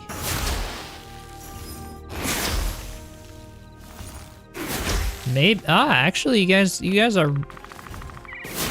Is that going up faster? So, like, if I'm spamming this as fast as I can, we're never losing mana. It's always full by the time I'm spamming it. So, let's go back into my character and replace that. And let's spam this. Yeah, it indeed does regen twice as fast. I just didn't notice it because it took all the mana away because it it subtracts it by 40 mana by having 2 of these equipped. But because of that, oops. There we go. Yeah, it indeed does. That's insane. That's actually so broken, but it's so much fun. All right. Yeah, we'll have to do a gliding test. Absolutely. Builds are too creative. You have to watch. Thank you. Thank you. Well, I'm happy you're enjoying them. Can't focus on stream while you're playing simultaneously. Yeah, yeah. Definitely. I guess it's just being able to multitask in different things is hard sometimes. I do have the updraft. Yeah, that's what we're gonna try. That's what we're gonna try. The regen is so fast it doesn't matter exactly. Yeah, having the minus 40, but having the regen that fast, that'd be cool. Yeah, this is gonna be fun. We'll have to try this now because the updraft just uses mana, not stamina. So I'm like really stoked to see how this works. All right, so let's go to the top of the ancient spire and let's just go over here. And again, with the better glider, this would be so much better because I think the better, like the ghost glider, is like twice as good as this one or something. In one go. Yeah, fly across the map in one go. Yeah, once we have the ghost glider, we probably could. With this one, it's just not fast enough, so my stamina wheel is gonna deplete. Although I could drink a flask of Fel. I could go back and get one of those for my stamina. But yeah, let's try this. So we do that, we reset. We do that, we reset. Oh my gosh. That is way too broken and way too fun. So yeah, to answer the question of you can only go down with the glider, we're going up consistently. We're actually going up. Oh my.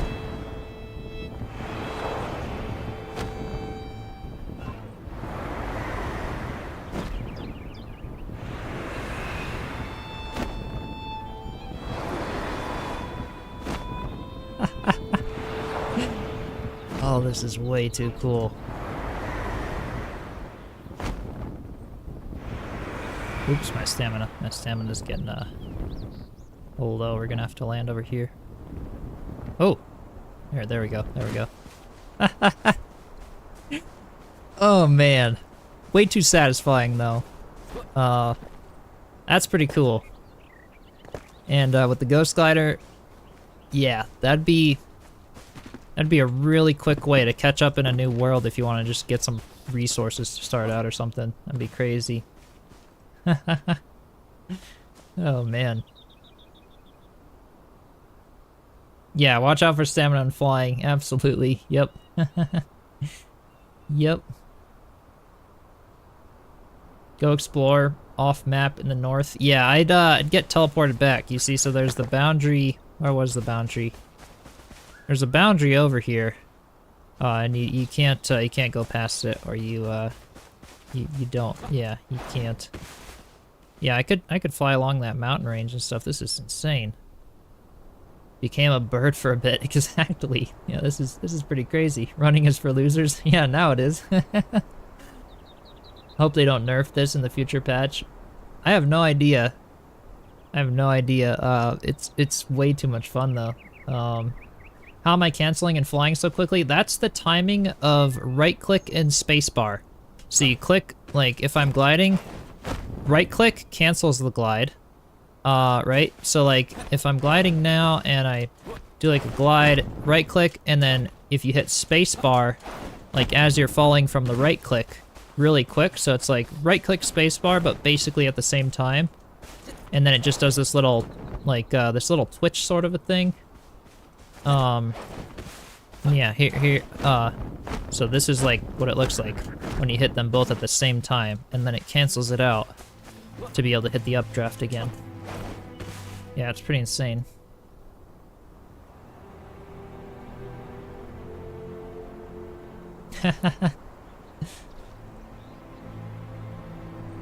Yeah, now we just need like stamina armor that gives us like 3 rings of stamina.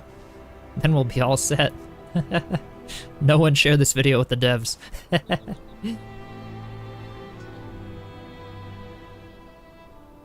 Oh, you've got your base up here? Nice, nice. Yeah, this is a cool spot for a base, that's for sure. The view is insane. Oh yeah, if you fly all the time, you'll absolutely miss a whole bunch of stuff on the ground. Like, I'm glad I didn't discover this early game, or I probably would have done it too much. And yeah, we'll like go on foot for a lot of the desert exploration and everything, but then like if we have to get to existing locations, this trick is amazing. If we want to like, you know, take note of a location, get to there really fast from the spire, that's super cool.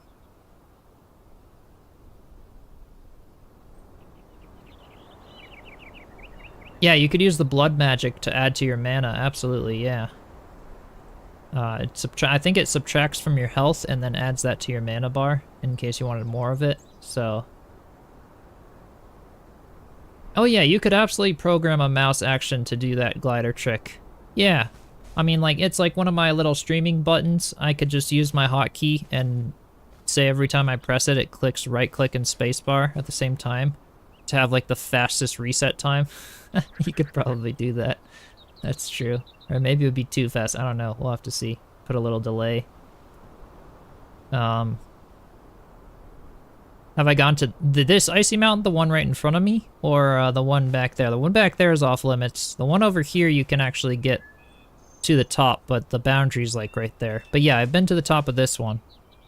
It's pretty crazy. You might even be able to fly up there now with the new stamina thing.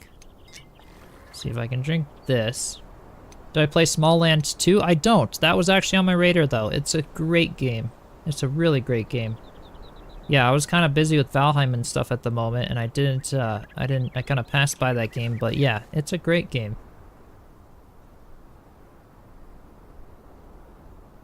Adds minus 700 stam regen timer.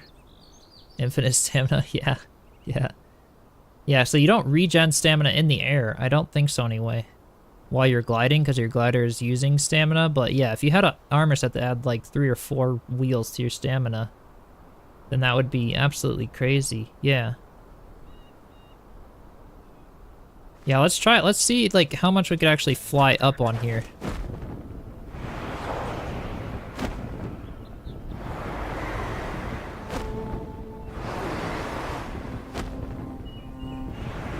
And again, with the ghost gliders, is probably going to be a lot better. So we can't quite get up to the top of the mountain there, it looks like. But we can basically kind of fly in a straight line, and we went up quite a ways from where we were before. Well, we can't, we'd have to like kind of go zigzag if we wanted to go up to the top of that mountain from a low point. But yeah. Yeah, Nightingale just came out. Yeah, definitely. Quite a few doing that one. Yeah, you could cancel and fall for a bit. I don't. Does your stamina regen when you just fall? So if I cancel, is it going back up? It's not. Yeah. So if you fall, your stamina won't go back up. It just stays stagnant. Yeah, they did make it so that you couldn't just do infinite, you know, stamina there, but this is just way too much fun.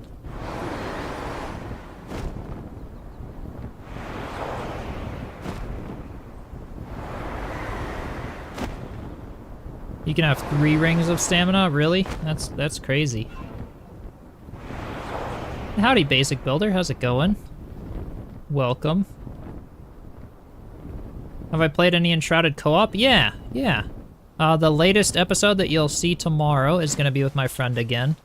I've done a couple episodes with friends, but yeah, Crimson has been joining for a few. I'm also doing, yeah, like I said at the beginning, a little bit of collab building stuff with Basic and Poison Blade and Versag and Smitty, and that'll be a lot of fun. So yeah, it runs really good with a lot of people. It's been a lot of fun to try that out.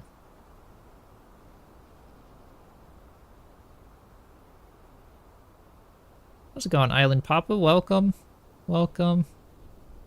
Yeah, stamina potions while falling? I don't know. Maybe that'll work.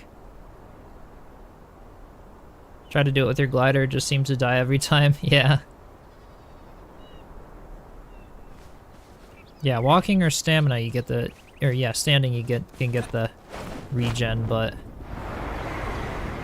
Yeah, this is crazy, because yeah, if you had armor that like... But it's basically regenerating as fast as I'm like... You know, you just have to wait a tiny bit, but... Indeed, that answers the question. You can stack the Ring of Rapacity. I had no idea that was a thing. But that's pretty cool.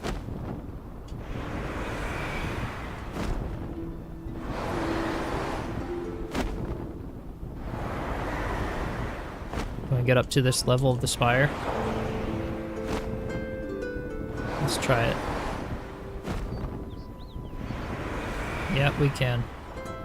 Look at that. That's awesome. Yep, too much fun.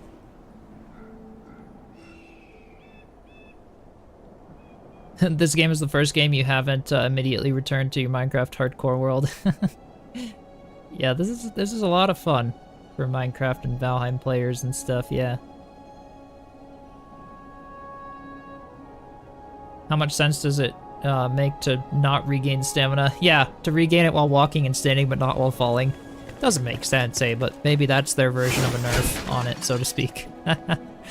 You gotta die sometimes with the glider, especially early game. You gotta die sometimes with it. Crash your glider because you change the camera angle, end up stopping the glider and falling. Falling to your death? Yeah. Yep. Gotta get some food in you, be right back. Alright, no worries, Phantom. Have some tasty food. Am I gonna do the boss fight today? Probably not. Yeah, the live streams are more of like my in-between stuff, and then I've got the episodes. So the episode coming out tomorrow is for the Carpenter Table Saw, and then we have one more after that, I think. And then the episode for Pike Mead area. Yeah. Yeah, probably to reduce the infinite flight. Yeah, definitely. That's probably the stamina thing. Your wife and you love the videos and love the game. Awesome. Yeah. Yeah, thanks. It's such a great one. Yeah, died to the glider landing in Deadly Shroud. That's like my friend Crimson. He always dies. Like, he always manages to drop in the Deadly Shroud somewhere, and it's kind of funny. It's just what attracts him, I guess. Every time he lands, he's like, oh, this place is lighter and nicer, and just instantly dies all the time. Yeah. Alright, well, let me get back to, now that we know that the rings can stack, that is awesome. I'll be flying around more at this point. Have I heard anything about the next update? Haven't heard anything. I can only assume it's gonna have to do with multiplayer functionality. Just adding more player-based stuff based on what was rated the highest. And that's also something the devs kind of hinted to, was like, oh yeah, we noticed this is an issue, and so, you know, I think they'll be working a lot on that. That's my guess anyway.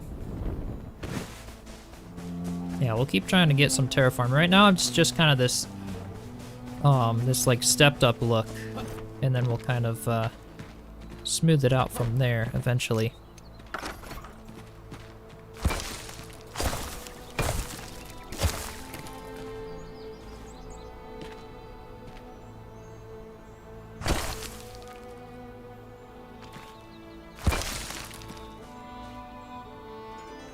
Best way to make corners of a home look like boxy square. You're saying that's what the building system in this is like? Oh, less boxy. Okay, okay.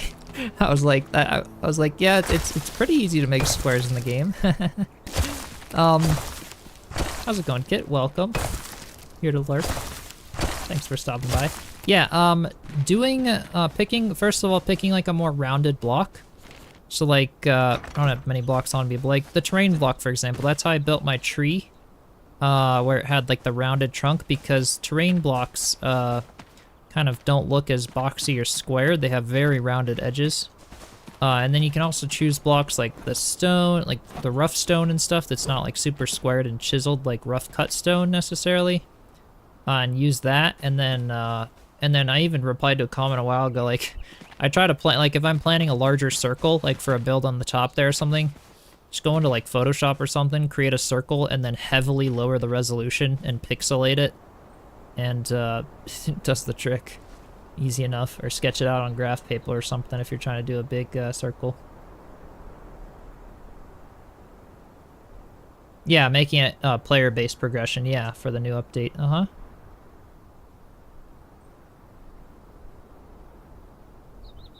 Never get over how cool this game looks. Can't wait to upgrade your PC and join. Heck yeah. Yeah, Bummy. It'd be fun. If you've got, so I'm gonna be trying it. Actually, I don't know, maybe even later today. I keep saying I'm gonna try it. Haven't yet. I gotta try it on my 3050 laptop. Has a 3050 graphics card, and I want to see like how well it runs on a laptop GPU that's a 3050 with only 4 GB of RAM. because technically it's a little lower than the minimum specs, but yeah, I can keep you posted in the Discord, Bummy, of how it works. I know I'm gonna have to lower my settings in order to do that, but we'll see. Now that they added the little ignore thing where you don't necessarily have to follow the prompt that tells you your graphics card sucks. I might give that a go, but it's definitely a fun game.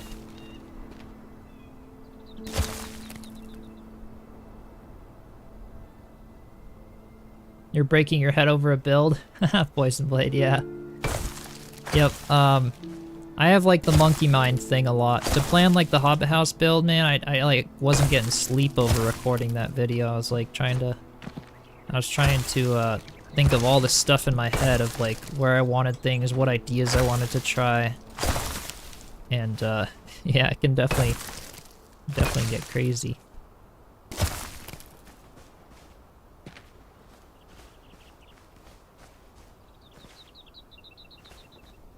Yeah, they haven't given us details, not necessarily. But yeah, it should be pretty soon. Yeah, server administration stuff because of griefers. Yeah, being able to do some of that. Say like, oh, this is this person's flame altar, and you can set it so like even something like Valheim with a ward, you know, but like better wards or something to where you could say, oh, anyone within this flame altar boundary is either allowed to destroy things or not allowed to destroy things, or allowed to interact with chests or not, kind of a thing. Like that'd be a pretty easy feature. They've set up this game for so much potential and great updates and stuff. Like they really have a really good base to work with here.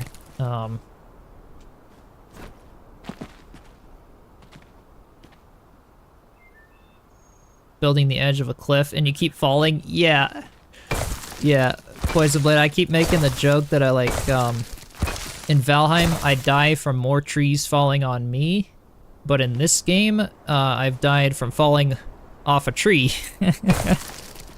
because of building the big tree project that I did before. Yeah.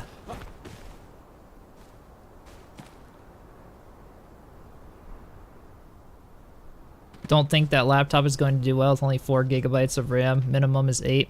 I think the minimum specs are 6. It's a 1060 is the minimum specs, which is 6 gigabytes of RAM. But maybe 8 gig is to run it smooth. I mean, I have no clue. I'm gonna give it a go and see. Because my desktop here is running it buttery compared to a lot of games I've played when I look at like the temperature of my graphics card and stuff. So maybe if I do the settings right, it's still an RTX 3050, which means I could use DLSS, I think.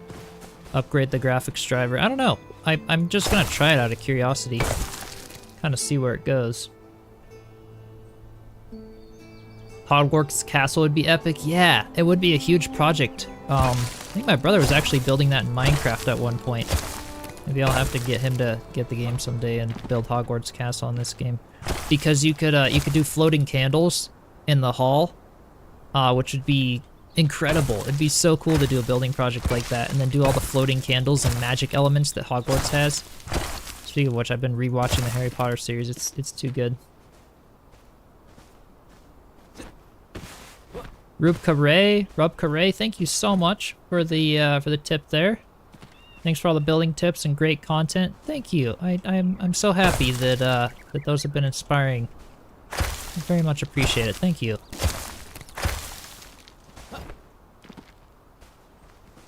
Valheim tree death is standard. The glider deaths are in Enshrouded. Yeah, there you go. Falling in Enshrouded versus having stuff fall on you. Yep. Totally.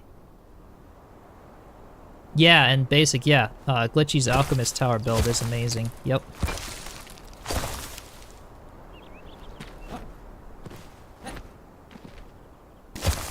Yeah, that was an incredible one. And yeah, you did the rounded tower there as well, Glitchy. And I think it turned out really well, the way you did the roof and stuff there. You definitely got the hang of how to do the rounded stuff in this game. And, you know, you keep doing that on, like, a bigger scale, and it only gets better and better from there, kind of a thing. And, yeah. What is the desktop GPU? It's a 4090, so it's pretty decent still by today's, desktop standards. But when I look at the temperature from like running Valheim versus the temperature and usage running this game, it doesn't look like insanely far off, so I don't know. Depending on settings and stuff, we'll just have to kind of see how it ends up being.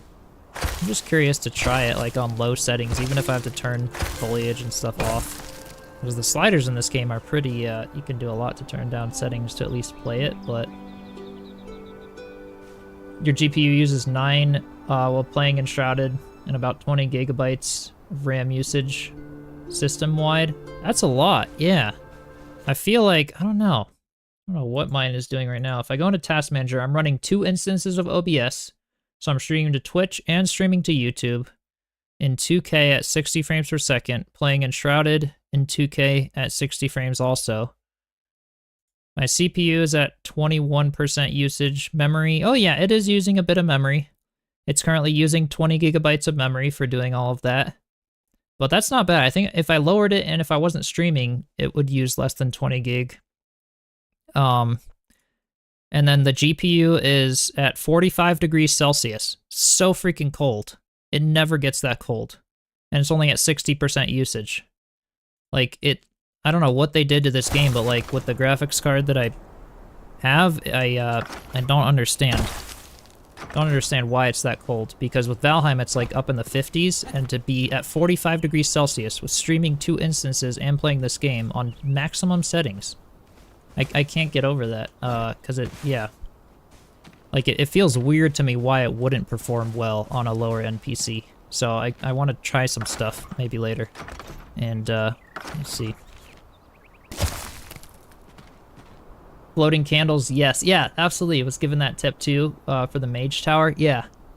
Yeah, because of the no gravity thing in this game with objects and stuff. That would be epic to do the floating candles there for the elements and stuff. That'd be awesome. Did it in Suffered. But thank you so much. Yeah, yeah. 4090 is pretty decent. Is it still the best one out there? Are they trying? They keep hinting to 5090 stuff. But like, of course, there's way better graphics cards. But on like a consumer level, you know, the like government and military stuff have like graphics cards that have like 70 to 80 gigabytes of RAM and everything, and they're, you know, that's just like normal for them. But yeah, I guess is it still like it's still probably one of the better consumer ones, because I got it like 8 months ago when I built my computer now, and I guess it feels old because technology always tends to upgrade so fast that I like automatically am expecting like, oh, the 40, you know, like 5090 and 6090 or something are out now, but they're probably not. They're probably taking their time now because they're realizing resource depletion and how expensive everything is getting. I'm gonna be curious to kind of see where the industry goes, but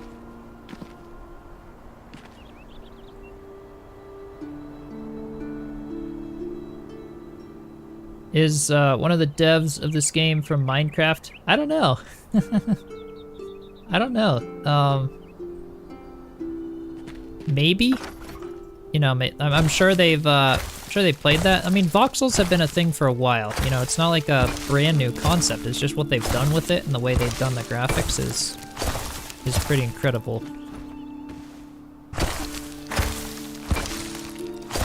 So yeah, there's lots of inspiration besides Minecraft that would spark a game like this, but you never know. I'm sure they play Minecraft. Lots of people play Minecraft. I feel like isn't one of the most popular games or something. Now I need more dirt. 4090 is still the upper tier, still the top of the line for the consumer stuff. All right. Well, that's probably why it's still doing well. Yeah, I just couldn't get over the temperature thing. You know, I never got why this game is running better than Valheim for me when I play Valheim with max settings, obviously. So maybe Valheim just has much better optimization as you lower the settings, and this game has good optimization on max settings, but when you lower it, it doesn't change as much as it does with Valheim. Maybe that's the case, in which case they could actually optimize it a lot better. That could be really good updates down the road, that's for sure. Yeah, they did their game, The Portal Knights, was the voxel. Yeah, exactly. Yeah, this team is pretty experienced with it. And that was another good side to kind of getting the game. I was like, yeah, I know they've got experience at least with a game before, so that's good. Am I gonna smooth place terrain at all? Yeah, I will. Yeah, I'm just kind of starting with a Minecrafty look because it's easy for me to kind of block out the hill with big chunks of terrain. But then yeah, I'm gonna take the rake and blocks and flower soil and stuff and just smooth it all to look like rolling hills afterward. Yeah. Just a lot of terraforming right now, so that's the current project. Is Valheim a good game? Yep, my absolute favorite game. I've been loving Enshrouded as well, but like Valheim's the kind of one that's just always gonna have a place in my heart. I'm always gonna play it, I feel like. Maybe until other games come out, but like it's so good. It's kind of the industry standard for a lot of survival games. Everything gets compared to it, I guess, which is funny, but yeah, it's very good. The rake makes free dirt and stone and soil. Yeah, it does. Yeah, we used it to raise up the terrain in the first layer of the hill there, and that was a lot more efficient than the dirt, but we raised it up to the maximum height, and so the rake doesn't work anymore to raise it. So I gotta go mining everything now, which is okay. Never played Minecraft? Well, not everyone has. I played for a long time, and when better survival games came out that were less blocky looking, because I kept trying to do Minecraft like texture packs or resource packs for shaders and stuff, but when I got into Valheim and stuff, I was like, ooh, I could get this survival cozy experience without blocky graphics. And I tried to go back to Minecraft, and I was like, yeah, it's fun imagination. You can just go big and crazy with builds, but especially now that this game's out, I haven't played Minecraft in a while. Valheim's engine is just poorly optimized. The basic games runs fine when you're doing massive builds. Yeah, with the instances and everything. Yep, it definitely gets tough. I mean, they've optimized it to a really good degree, but I think they were kind of mentioning that, like, the difficulty it would take to switch engines and stuff would be very, very tough. So they're probably gonna be keeping it that way for a long time, but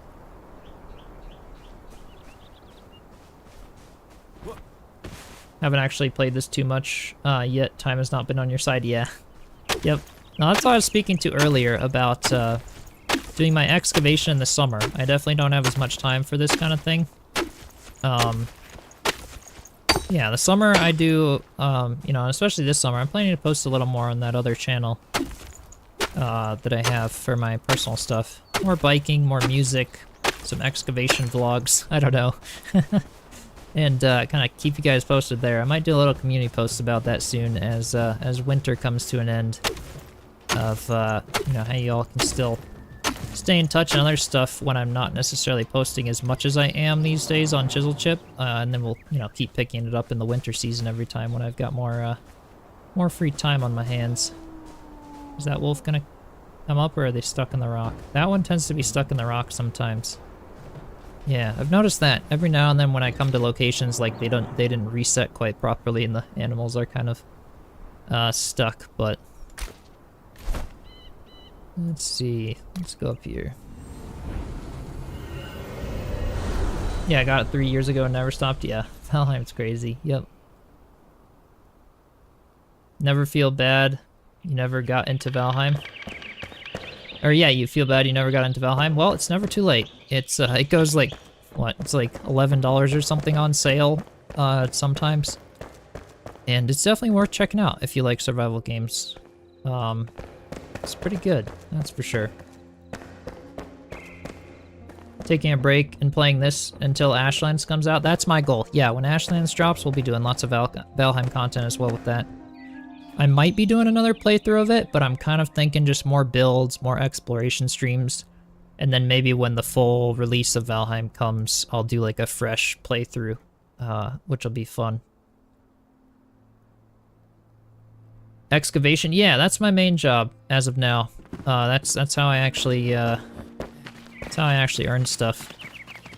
When I'm not, yeah, doing some YouTube. I'll do the excavation in the summer. It'll be enough to get by in the winters as well.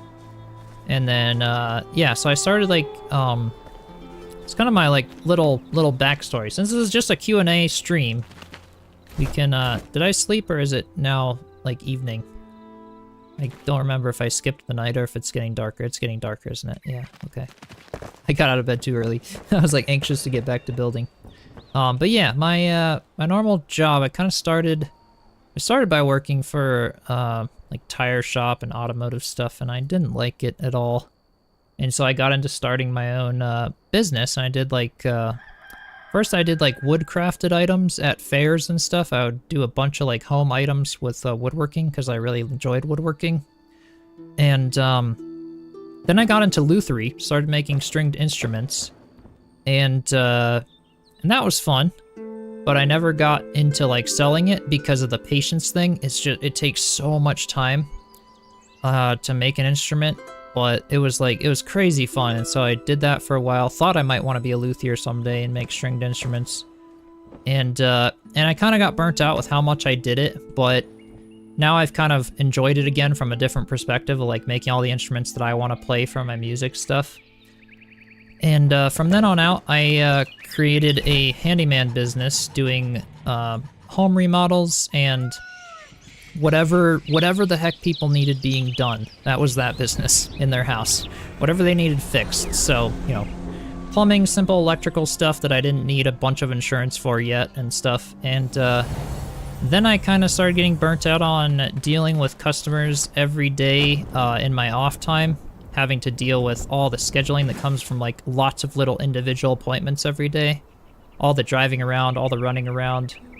And so it got pretty tiring, and I'll still do it like every now and then if I need a little extra income. But then I actually met this other guy doing some volunteer work for an auto shop back when I was still in school, and then he sold the auto shop. We went into doing home remodels together, did some apartment remodels. Then he started up this excavation company and wanted me to be part of it, and that's what we've been doing ever since. So, yeah, so that's what I do in the summers, is I do excavation for digging and installing septic systems, doing septic tank replacements, pipe replacements, foundation stuff, terraforming and grading, pretty much like lots of different stuff, and we specialize in doing it in the mountains, where that's the stressful part with that job. We specialize in the mountains because there's lots of money there, because not a lot of people like to get the equipment up there. And so yeah, that can be the challenge sometimes, is like running into jobs where you're like on a 45-degree slope with an excavator, and I'm just seat buckled in, using all the bucket and everything to try to claw my way up the hill to get to the job site and find a place to put dirt, and it can get pretty overwhelming. So, you know, for now it's good. We'll see where I end up in the future, but going to lurk mode, starting a new build basic. Nice, nice. Yeah.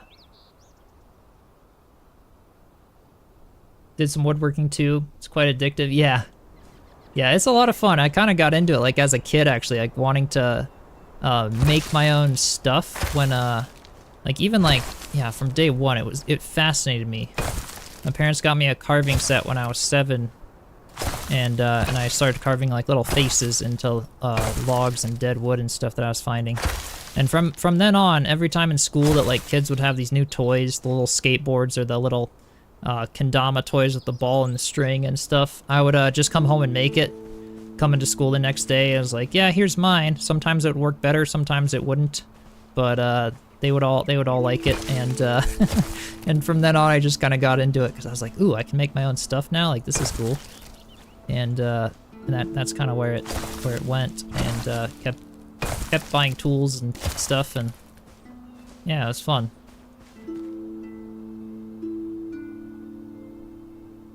Chip lore, yeah, there you go. Yep, this is a lore of Chiselchip stream. Yep, that's what this one can be. So yeah, any questions about that kind of stuff too? Like, I'm happy to answer some of that. Like, this is just a chance for anyone to ask questions as a fun 10K stream. Because terraforming is pretty chill on the project I'm doing right now here in Enshrouded, so it's easier to talk and do Enshrouded. An interesting backstory. Yeah, yeah. So yeah, that's where I'm at right now, and that's the job that I do in the summers. And then, you know, YouTube, as I grow it, you know, if I get my other channel going too, it's nice for a little bit of side income as well. You know, it's enough to like get a few meals every month, I guess. It's not really much yet, but but you never know, you know, by the time you get like lots of subs and stuff, it can be a nice side thing, especially if it's something that's enjoyable. You know, that's first and foremost for me, is I just enjoy it. I enjoy it a ton. And if it happens to bring in a little income, it's like, yay, that's really nice. And yeah, everyone who supports the channel and everything, it's great. And we'll see where that takes off. You know, I'm kind of at a place of like no attachments to anything right now. The excavation job could go anywhere at any point. It pays well right now, but I have no idea where it'll be in years from now, or if I'll keep wanting to do it. It's hard on my body as well, because like I'm the only worker, so the other guy that I do is like managing the business, which is nice because it takes that stressor off.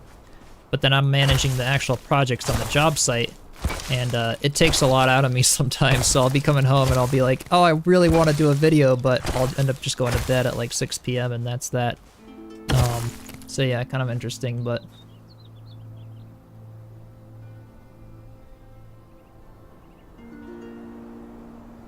would you build a big island of Hawaii, or build on Big Island Hawaii? You got land and needs a sub. Yeah, I'm in Colorado, so I'd be a bit far away. You know, if you wanted to pay like 100 grand for shipping an excavator across the sea, or maybe yeah, you'd probably just be able to rent an excavator over there for a lot cheaper. I mean, it's yeah, we're mostly based in the Colorado stretch, mountain stretch. But yeah, that's it's a need, you know. Everybody takes a crap. It's like the good old saying goes, you know, be so good they can't ignore you in today's saturated internet world, or or be a plumber because everybody takes a crap. And then you won't have to worry about losing your business.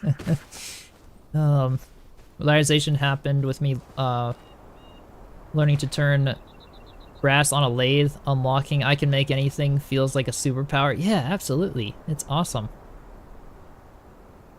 Where am I? It's a nightmare in France. Yeah. So Colorado in the U.S., in the United States, is where I am.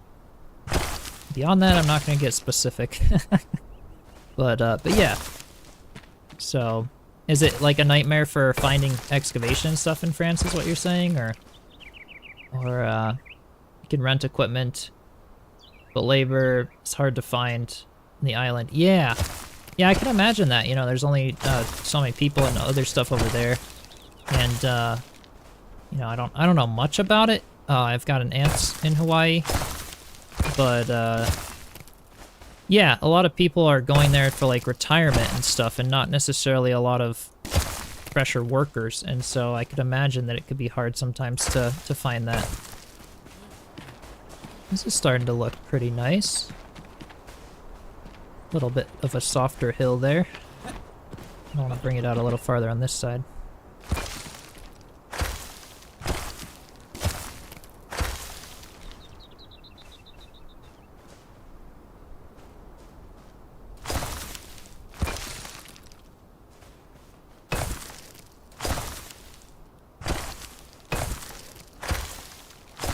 But yeah, the unlocking feeling that you get when you can just make anything, that was kind of like my version of freedom as a kid, so to speak.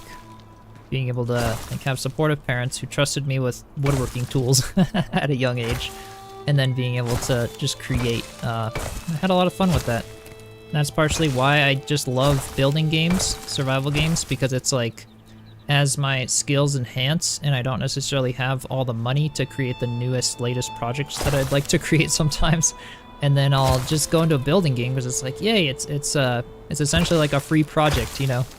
You buy the game for a one-time fee and you can just be creative to kind of fulfill that little part of me that wants to keep building, doing fun stuff.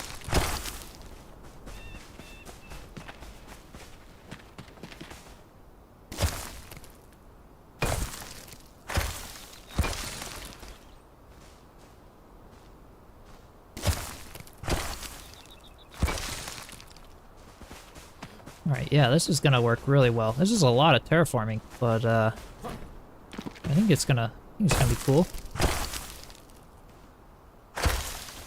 It's coming together. What kind of more hobbies have you tried apart from the ones you showed online and told us about now?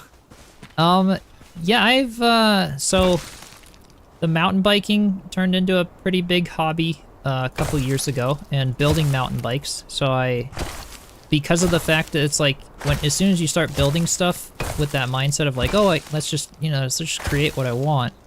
A lot of things that I've wanted, I've built. Like I have this dream of building a house someday. And stuff, and so the mountain bike thing became pretty big for a while, where I wanted to build one from like a frame and stuff, and kind of spec it out, and then it turned into me wanting to build my own frame, and then me reaching out to other people, welders and machine shop people, and ended up building some of those, and yeah, so I love the building stuff. I haven't talked too much about music just yet. I'd like to continue some more of that. Obviously, I built the instruments, but I also have a knack for recording and writing songs. I did a lot of violin and guitar in school. I did violin lessons. I was actually required to do that for school, and I didn't like it too much, so I kind of just stopped in high school. Started self-teaching myself the rest, and then picked up guitar and enjoyed it as well. And then I sang in an a cappella group for choir, and doing some of that. Got to sing with some a cappella bands and stuff in the area, and that was cool. And that kind of got me into a lot of music. And I've always been hesitant to share. It's like it's always hard sharing things that are like more personal, so to speak. And when it comes to like my music, like I tend to write like a lot darker songs and things, and so I've always been like, get it together, I gotta revive that channel, bring some music back. But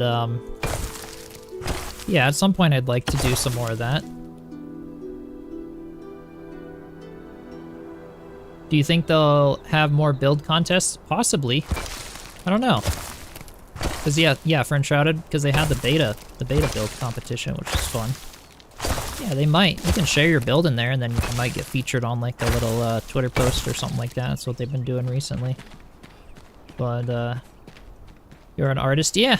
I'd say I'd call myself that. Just a general artist. I like making stuff, creating, which has also been hard when it comes to like niching down. The concept of picking one thing and going with it has always been hard for me. Because, and you don't have to, I'm not saying anyone has to, it's just been hard in like the job industry and stuff, to sort of fit in when I'm not, like, jack of all trades, master of none kind of a thing. The song was beautiful. Did you check out one of the songs that I have on my other channel?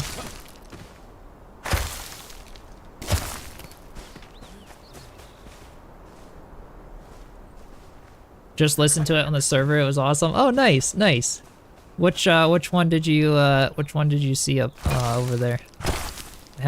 Was it the latest? I think I had one that I guess it wasn't too long ago. It was a little while ago, but yeah, I did an acoustic song there. But I'd like to do some more at some point soon.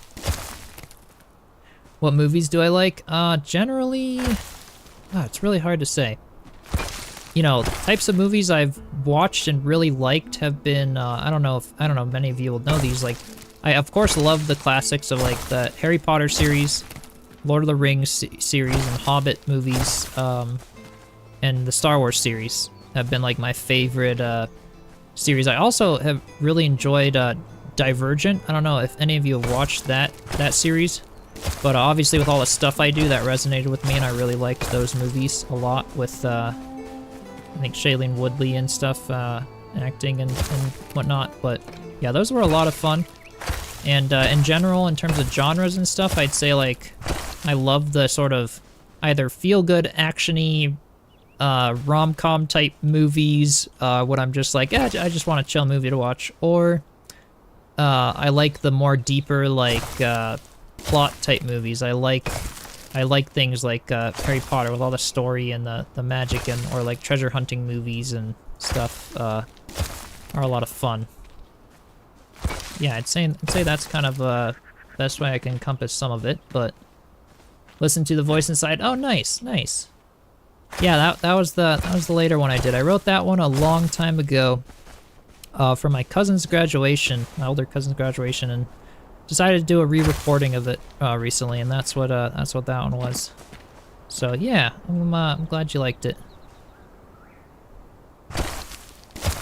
Yeah, maybe I'll have to I'll have to get back into it, get more songs coming out.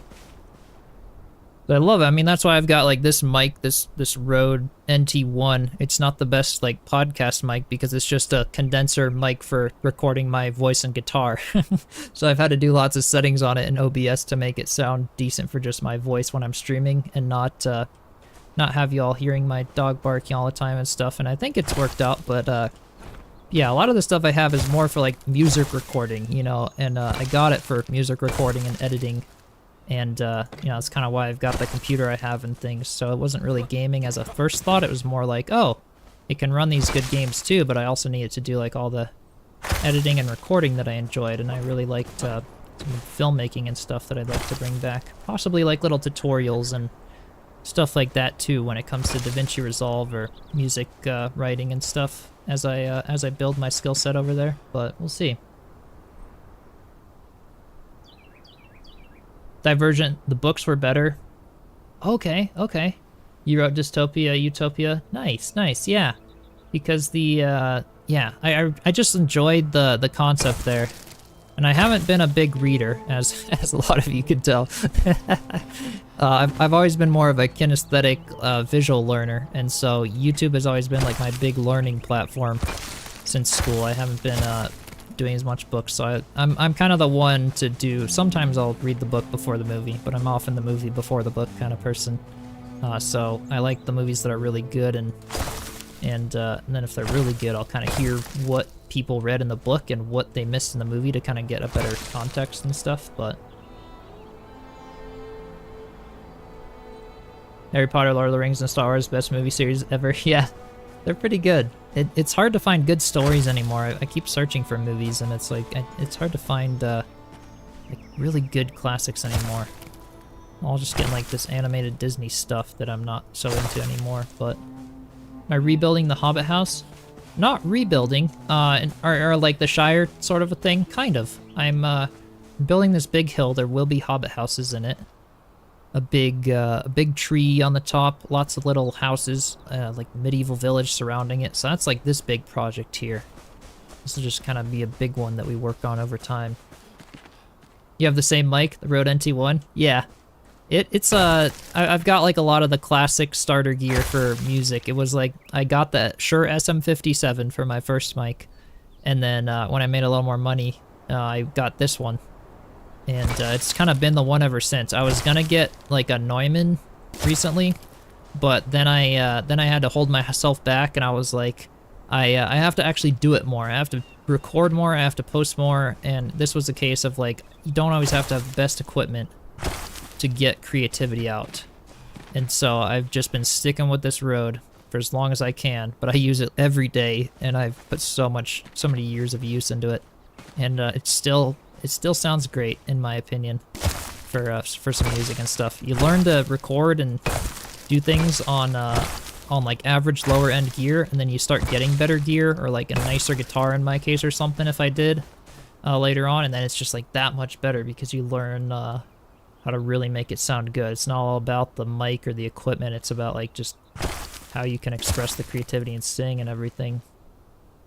But Disney has gone down in quality. Yeah, growing up, used to love Disney. Now I hardly watch it. Yeah, that's kind of what I feel like.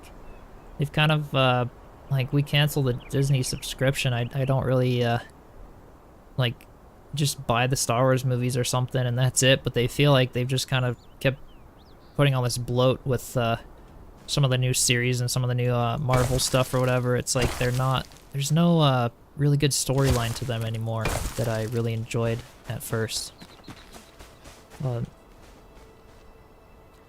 Do you know any survival game that has the redstone electric machine wiring capability?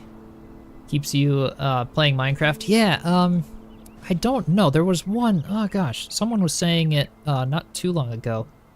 That was actually anticipated for coming out in like a year or something, like a forest apocalyptic survival game where like you have to build, not necessarily redstone, but like, yeah, electrical contraptions, water trenches, and things to like divert water from streams. And I don't know, maybe one of you would know the game I'm talking about. I'll have to research it. Didn't look too much like house building stuff, but as a survival game, it looked really good and kind of had more of those elements to it. I'd know it if I was reminded of the name, but sorry, I forgot about the big build. Can't wait for the end result. Yeah, it was kind of something I didn't do for a little bit because we did the little Hobbit house build. So yeah, the little one is still over in the, I guess not so little, but the one that I just posted the video of is over in the Revelwood Forest right down that hill. And then this is going to be the larger, the big sort of central base forest village project. So yeah, more of like a village than a single build necessarily, but yeah. How's it going, Smudge? Just got the game and it's amazing. Awesome. Glad you're liking it. Have I seen the Ahsoka series? I haven't actually. Some people were saying that that one was good. I watched the Obi-Wan series. I've watched all the Mandalorian stuff. The new Mandalorian series felt like a little dragging. It didn't, yeah, I didn't like it as much.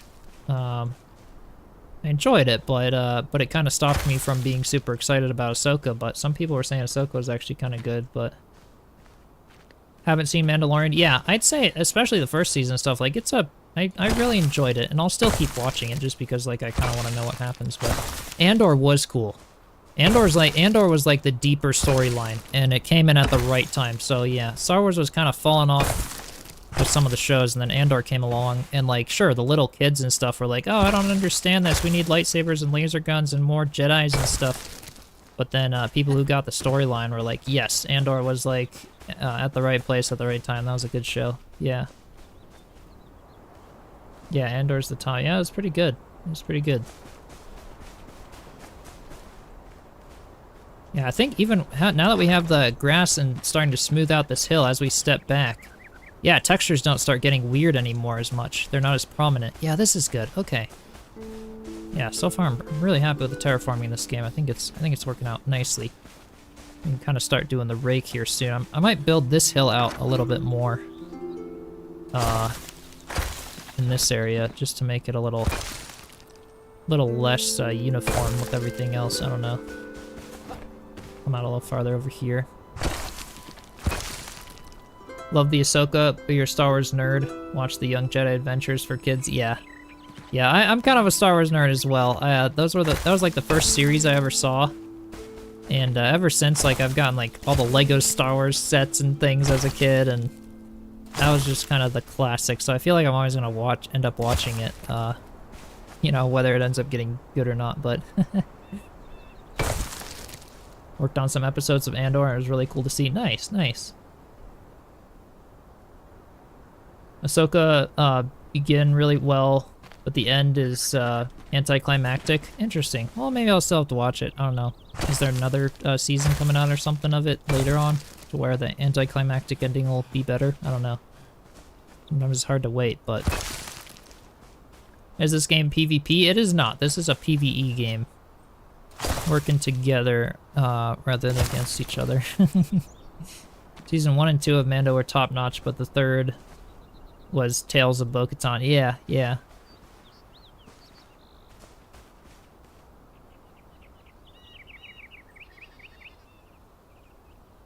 Didn't Marvel, like, retcon the entire storyline from Endgame and Infinity War? Yeah, they kind of just kept building all this stuff off of it because it did so well, and then they just haven't been putting out original, like, good original stuff lately, is what, like, that's just been my experience. But my son and I were able to stay on the Star Wars intergalactic cruiser experience. Nice, nice, that's awesome. Bad Batch is really good. Okay, the Star Wars anime, yeah, I've heard that one's pretty good. And I have yet to watch like the anime, the Clone Wars and stuff there too. I've read a lot about them and stuff, but yeah, I've got some that I still have to see. That's for sure. Game looks so good. Hobbit House video made you wishlist it. Heck yeah, it is so good. I can say that now. Out of all the time I've played it, it's definitely worthwhile if you enjoy chill survival building games. It's a lot of fun. I've been having a blast on my own, a blast with friends. It's been a really fun game. Gonna get some food real quick? Heck yeah. No worries.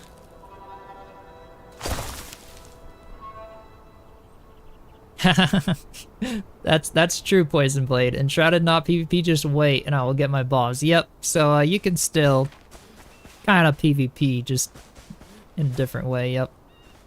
Absolutely.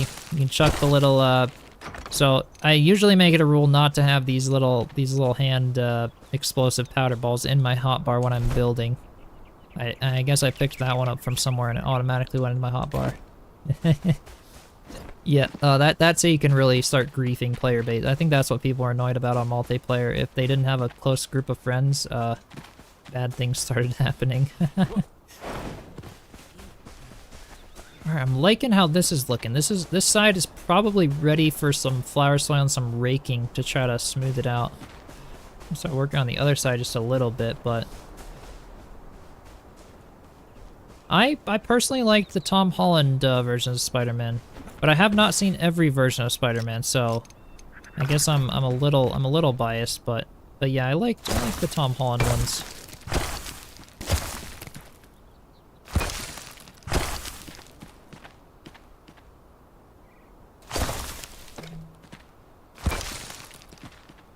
I haven't seen the Ahsoka series, but from what clips you've seen, it looks so good.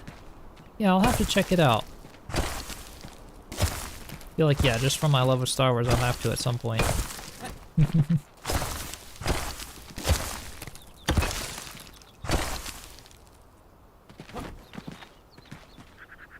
You haven't played until you put enemy into 10-meter deep hole with the bombs. Yeah.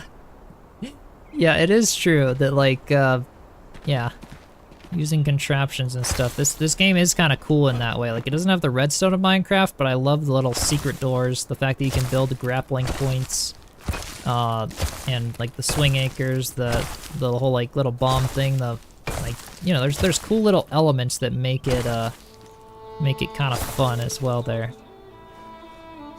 Fun elements for the adventure.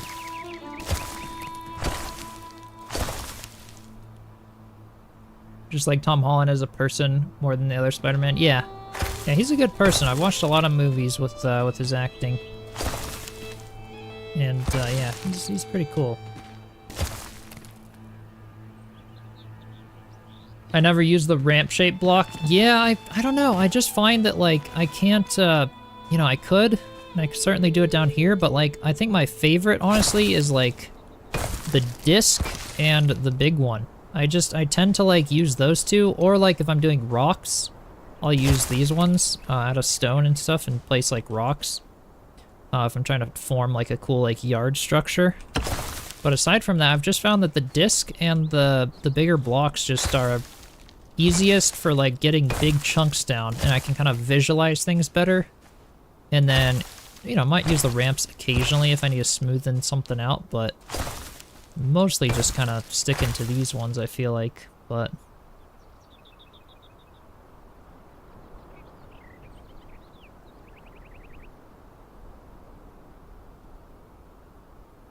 yeah, exactly. I don't think any of the others were bad by any means. It's such a personal preference at that point, you know. It's yeah, when you talk movie stuff, that's for sure.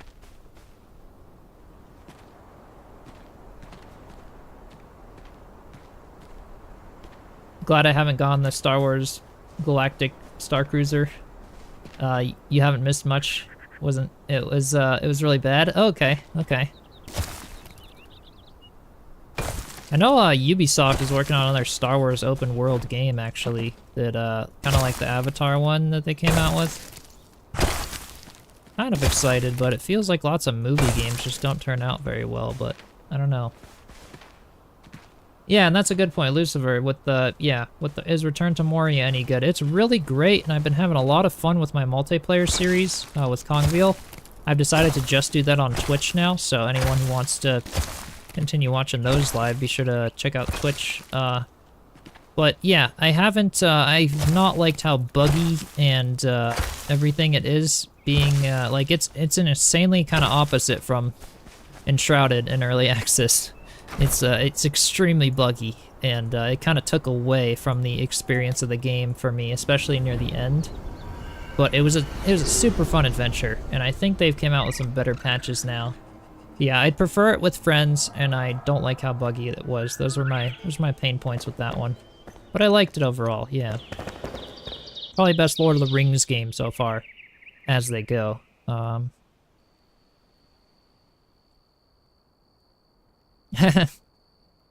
Will you get crucified if you say you've never watched any Star Wars movies or Spider-Man? No. No, it's just a popular one, but that's the thing with movies. Everybody seems like everybody sees everything. It's like, I'm sure I've missed a bunch of movies that other people are like, oh, you haven't seen this one yet? But...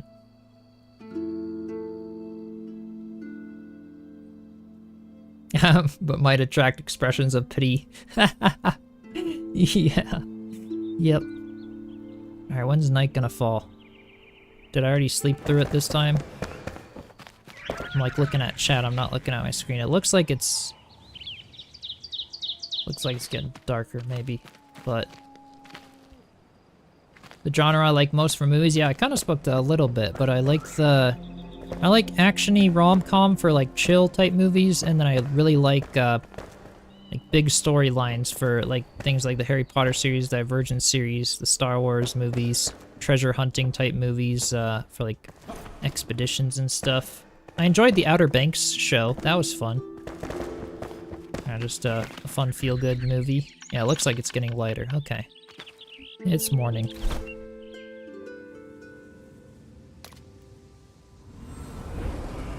Do I watch any anime series? I do not, actually. The only really anime movies I watched were like little ones as a kid, like Totoro and some of that type of stuff.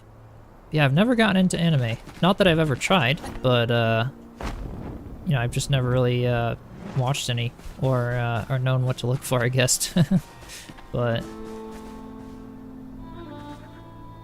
oh yeah, if the character's on their back, then it's morning. Yeah, I just wasn't sure if if the character's on their back because I couldn't sleep yet or because I had woken up already. Yeah, that's true. When the sun rises, it's you just kind of chill in their bed and stuff. I have a feeling I'd get immersed in the Outlander series on Netflix. Haven't watched that, but thanks for the recommendation. I'll have to check it out. An Arcane. Okay. Cyberpunk. Edge Runners. Okay. Interesting. Yeah. Really lots of cool stuff out there. I'll just have to I'll have to create like a movies channel in my Discord server. You can suggest what I'm gonna watch next, because I definitely have trouble finding stuff sometimes. And this is cool to get some suggestions.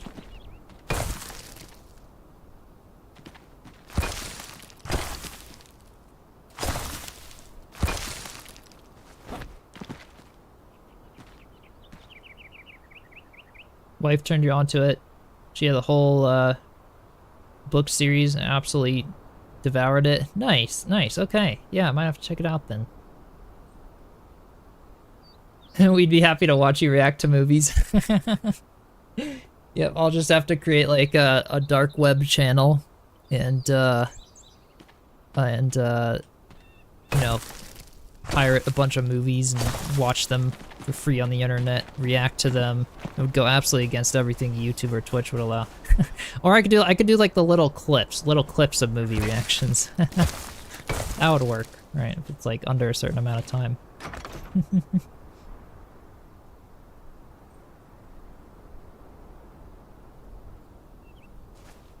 Arcane is amazing. Nice. Okay. Perfect aesthetic, music and everything. Nice. Yeah. Just a Chiselchip reacts. There you go. There you go. Yep. Might have to expand my repertoire. I mean, if YouTube takes off bigger, you know, it all depends on work and everything else. So yeah, basically the plan in the summer is that I want to like keep you guys posted with community posts and keep slowly working on build videos. You know, when I come home from work, be able to keep posting some of those for Valheim and Enshrouded and stuff. And then in the winter is when I dive into more of the series and episodes. Obviously, Ashlands is coming out in the summer, which is kind of a bummer for me, obviously, because I won't be able to check it out probably as much as I'd like to, but we'll still give it lots of attention. I want to do some live streams with my character from the Wilderheim series that I did in Valheim a while ago.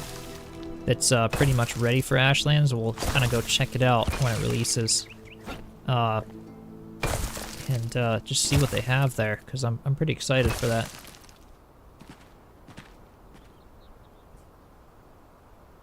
Could I do more vids like the last one? Absolutely amazing. Yeah, absolutely. That's my favorite stuff to do. They're just slower to come out because it takes lots of time to come up with the ideas and to do the building.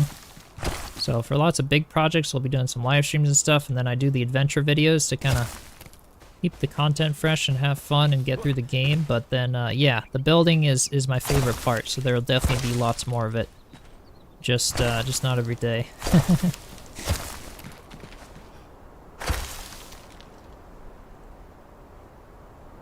Yeah, you can rotate the rake. So like if you do this, you can see for me it's just R, but you can do this to rotate the angle.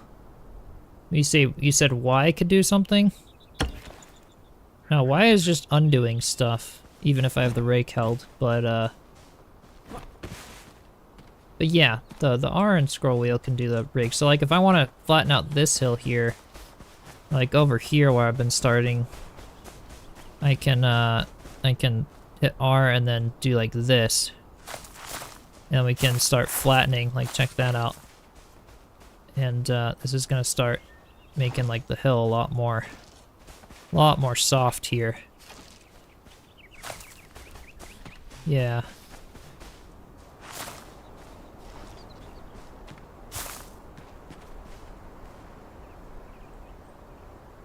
My voice and the voice of Daily Dose of Internet are very soothing to listen to. That's probably why Daily Dose of Internet does so well. Got a good voice and reacting to stuff and sharing clips. But yeah, I'm glad to hear that. I try to, I'm not like the type that's like super hyped or like yelling at the camera all the time, which a lot of people watch, but yeah, I definitely, I like the more chill vibe to what I do and what I like to share for content, but wish the rake also had a smoothing function. Oh yeah, just kind of like what I'm doing here essentially, but like where you could just hold left click and say, hey, chop the sharp edges off of everything instead of necessarily having to angle it. That could be cool. Yeah, because this is obviously working, but that would be nice to just have like a simple little tool for it. Yeah, this is gonna be cool. And we can kind of start dispersing some flower soil on the hill as well here soon, but it'll work. You're working while listening to me in the background. Nice. Yeah, the multitaskers, that's an enjoyable thing. Oops, I don't like that. I love how you can still use Y with things like the pickaxe and the rake to be able to undo it. Alright, so this is like a steeper angle, so let's try to... Yep, there it is, okay.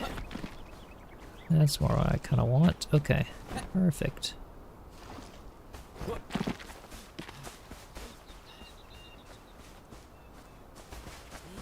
The laugh is so beautiful, you multitask too. Nice.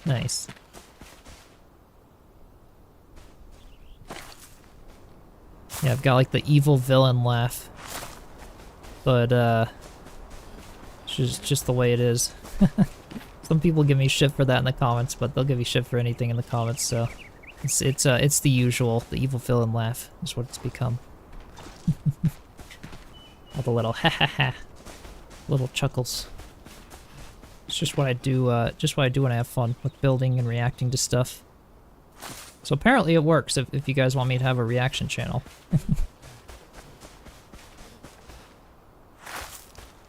this is looking really good. Nice hills there. It's almost like too perfect. Like I have to, yeah, I think once I get some shrubs and some better stuff planted over here, it'll start really coming together and not look quite like this perfect hill going up into the cliffy rock up there. And then yeah, once I get the Hobbit houses chiseled into it and everything, I think it'll be good. Randomly watched the Hobbit house video while making carrot cake this morning. Sat down after putting it in the oven. And here you are, looking forward to getting to know your channel. Awesome. Well, welcome to the channel. I appreciate it, and I'm glad you enjoyed that video. Yeah, I can't wait to do more of the building. Like I said, Light No Fire looks amazing when it comes to the graphics, some of the building. Under a Rock is like I'm usually not one for the cartoony graphics, but I love the art style graphics that Under a Rock, that other game, has to offer. And so I'm really looking forward to that one. And it's got really cool like creature AI and mounts and building, and like it seems like a really cool, fun vibes like island tropical game. And I'm kind of looking forward to adding that one to the library in a couple years. So that's kind of the plan. But yeah, it's my genre. I love these more like cozy survival-based building games. The Shining Mushroom. Yeah, I totally could do it with the luminous growth. Try to disperse some of that in throughout the hill to kind of light it up at night. Yeah, I love how you could use that as a terrain block. It's really been cool. All right, let's see here. This is gonna need to be like another sharper rotated one. There it is. All right, perfect. Yeah, I kind of might leave some of the hill like rocks, like rock textured like that. Ooh, that's a good idea.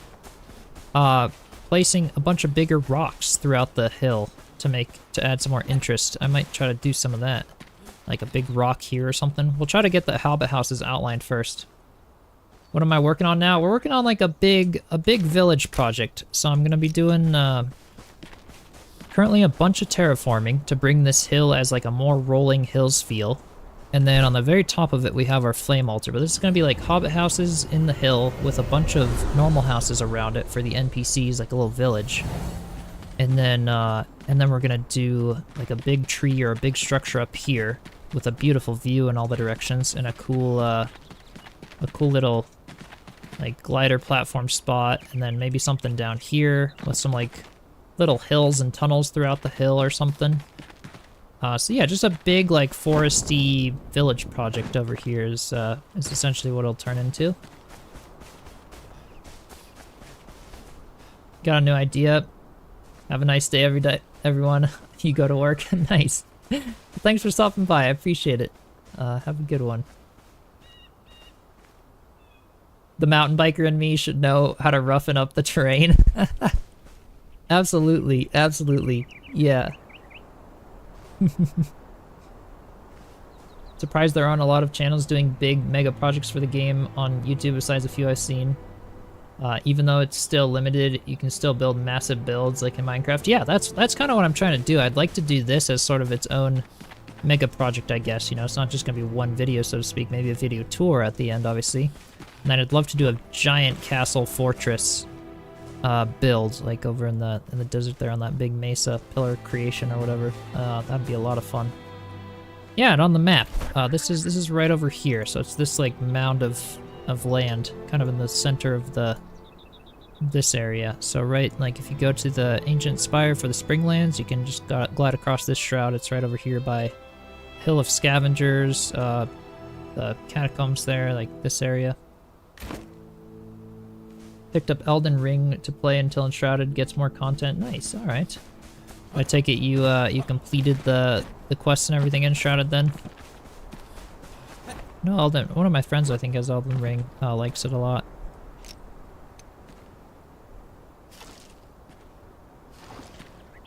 And yeah, Phantom, you can probably see one of my frames behind me.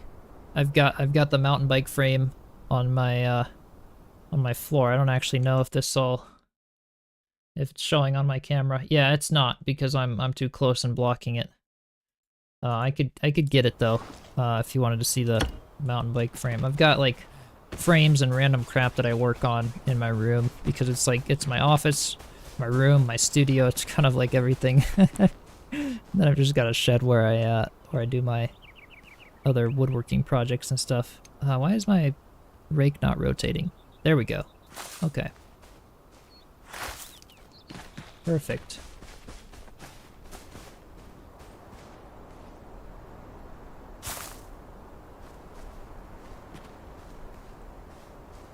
Give you so much inspiration. Oh, I'm so happy to hear that you're enjoying the builds.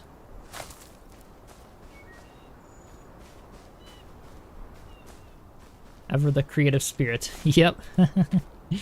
Exactly. Is there a way to make an uphill path? Yeah, absolutely. You can take the path blocks and then with the rake at whatever angle you want to start creating the path, you can start spreading them up the hill with that angle, and they'll just follow wherever the rake angle is. And yeah, super easy. Or you could obviously place it block by block and it'll all mesh together, but that'll take a long time. So yeah, I'd just suggest like putting a little patch, and we'll do some of that over here when I start outlining more of the Hobbit houses in future streams. But yeah, I'd love to do, what I'm kind of envisioning is a path that starts over here and then winds up this side of the hill into a first Hobbit house that's going to be over here, which will be like a larger one. And then the path will kind of come right up here above that Hobbit house. And then I might do a little tunnel through this little jut out of land here that the path goes through and goes to the other side here, where there'll be more of like a cliffy style Hobbit house. And inside that Hobbit house might be like a spiral pathway or tunnel that then climbs up to the very top of the hill over here. That's kind of the vision, just a little bit of what this place could turn into. Have I ever played Conan Exiles? I have not, but I know the building. Yeah, the building is crazy in that game. But the game is very grindy, yeah. I think that's probably why I haven't, because I just haven't had the time to dive into all the complexity of it. But yeah, it's a lot of people have said it's really good. Yeah, hoping they add armor stands and stuff. Yeah, that'd be nice. Can't wait for this build. Heck yeah. Yeah, it'll be a fun one. Just stay tuned for a lot of live streams, and like I said, I'll do like little snippets here and there. So like I'm working on like, as I'm not live streaming, I'm just kind of explaining things, and I'll put out like a terraforming video for creating this hill, and then I'll put out like a video for creating the Hobbit house, or a video for like individual projects that are a part of this big project. That's kind of how I'm thinking of structuring it anyway. So yeah, that's the goal there. Yeah, this is starting to look pretty nice. I think this side of the hill is nearing a more completed state, like aka ready for adding some flower soil, some shrubs, some rocks, digging the Hobbit house. So this side of the hill is starting to take shape. This side is it's getting there, but it needs a little more work. Especially maybe in this area, I don't know, let's see. Kind of like this thing being here. If I added a rock, like kind of poking out of the top of there. Yeah, that looks kind of cool.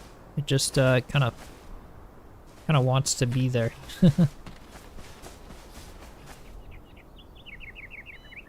You wish you could move your level 4 flame. Oh yeah, and still keep the level. Yeah, that's true.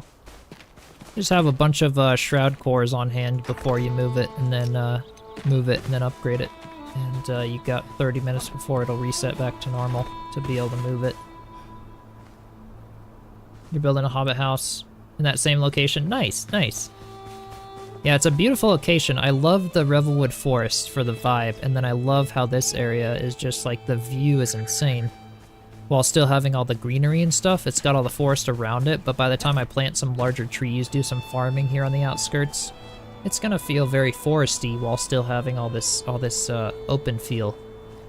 And not being quite as claustrophobic buried in the forest as my, my little Hobbit house.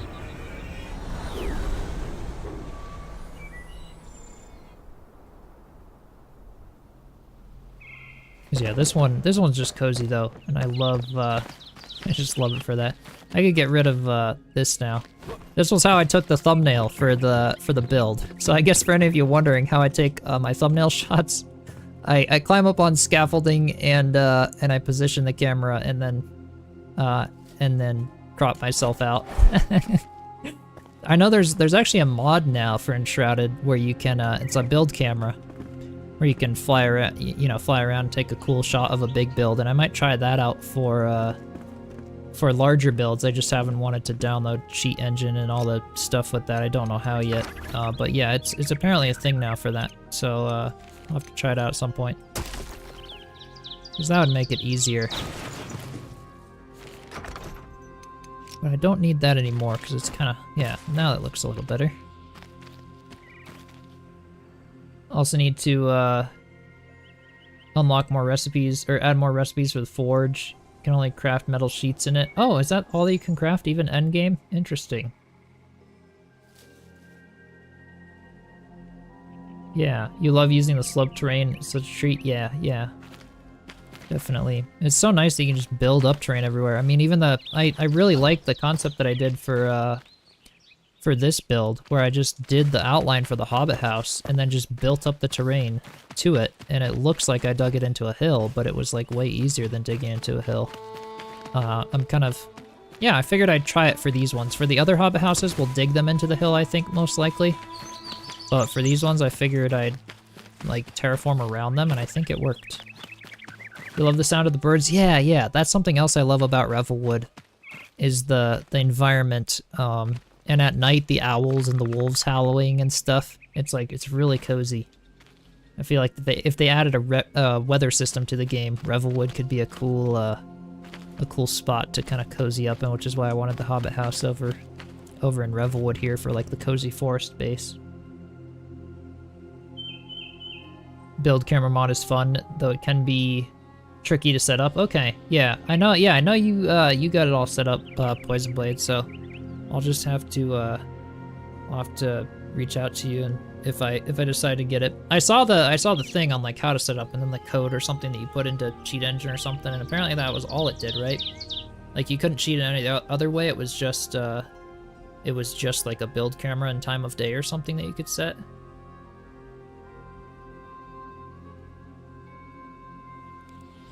Yeah, I think that's what it was.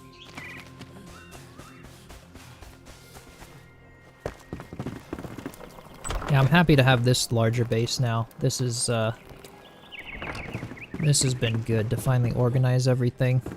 It's too bad also you can't cook from these bigger fires. Like you'd think you'd be able to, but you can't. They provide a lot of warmth, so like even all the way out here I still have like warmth, which is nice. Yeah, you can't cook from them. And yeah, that's all it does, Poison Blade. Yeah, yeah, if that's like, that'd be something I'd definitely consider, especially as I get bigger projects, because taking thumbnail shots is nice to be able to back my camera out a little bit. Yeah, I don't know if they'll add more NPCs. We were kind of going over that a little earlier, but yeah, they might, but because we unlocked them all so early, part of me is thinking maybe they'll just have new recipes available, but I don't know. They might add more NPCs as time goes on. Or maybe even like a trader or a traveler, something. As we get more biomes unlocked and things with future updates, I don't know. You're back, Glitchy, what did you miss? Mostly just more terraforming and chatting. Not a ton today. Just a chill stream, can pop in anytime kind of a thing.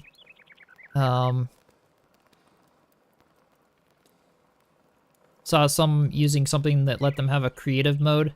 Yeah, so there's like a build camera. I didn't hear of a creative mode though. Your Alchemist is sad without books. Yeah. You fully moved in the Hobbit house? Yeah. Yeah, so in the next episode that we'll be posting tomorrow, I've edited it and I played on Sunday with my friend Crimson, who joined in the last playthrough episode. So he'll be joining for some more of the episodes. So we did one, and in that episode that y'all will see tomorrow, we went on the little adventure to grab the table saw and did some fun stuff there. Started doing some storage. So another fun adventure episode coming tomorrow. But yeah, throughout all of those episodes, we'll start really moving in. I've finally got food in the chest now, and getting ready with this place, so it's nice. Yeah. Yeah, regular NPCs walking around your base would be nice. Yeah, so I know it's a weird thing to compare to. For any of you that know the Lego Fortnite that came out, they have NPCs and they can do stuff. You can assign tasks to them, like, hey, go out and scavenge for resources, or come and adventure with me and they'll help you fight, or, you know, you can give them an axe to go chop down some trees. That would be really cool to add. And like, yeah, I didn't really play Lego Fortnite for very long, but that concept was pretty cool, and I'm sure other games have done something similar too. But yeah, that'd be really neat. That'd be a fun way to interact with stuff around the base as well. Because yeah, he's like locked in one area, cannot move.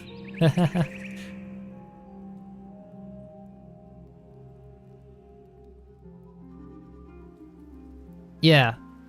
Can find an enemy-free locations, yeah, kind of like Valheim Trader, but yeah, or if they were able to wander, like the villagers in Minecraft or whatever with the camels and stuff, that'd be cool.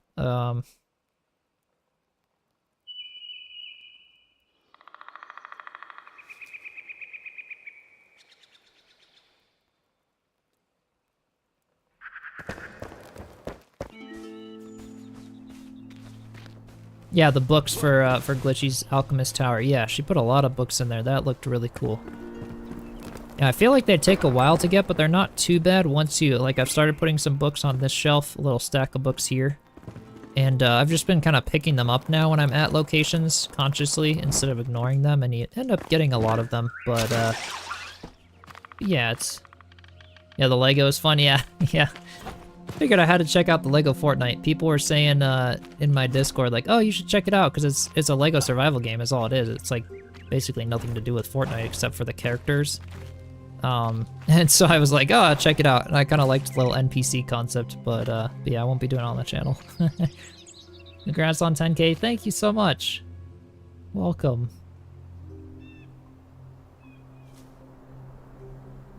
We're scrolling through your YouTube feed yesterday, saw someone build a huge, I mean by huge, library full of books. I can't imagine. Yeah, yeah. No, it's there's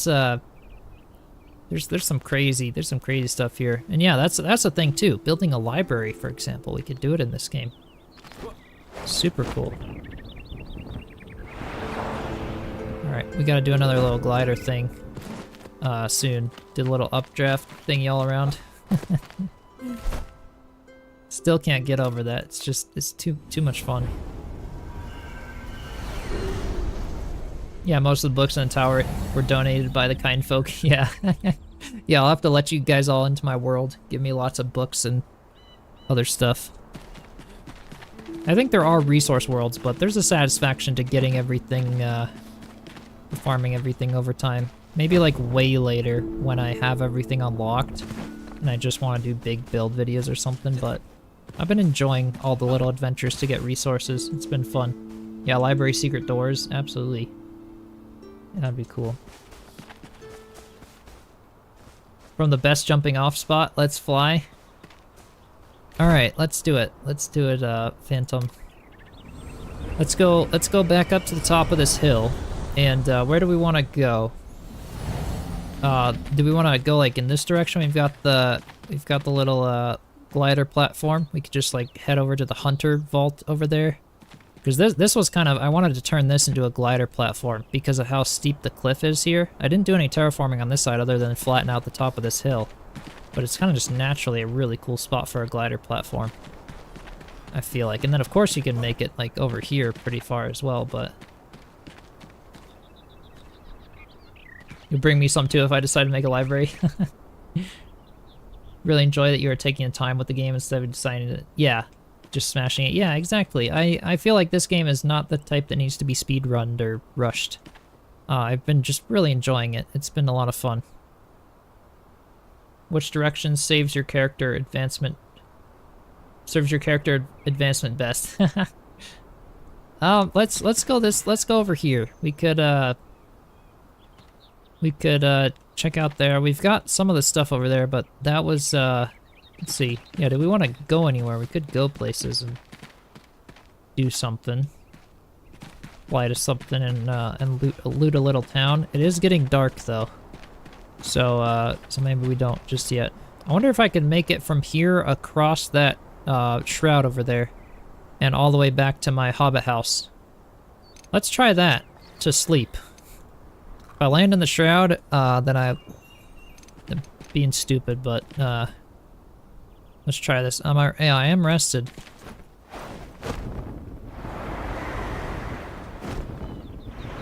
Let's try this. With the ghost glider, yeah, I'd absolutely be able to make it over there. Let's just try it with this. That would be sweet if I could. Because then it's like all the different bases are interconnected, and that would be pretty neat. Alright, I've still got over a wheel of stamina left. This might work.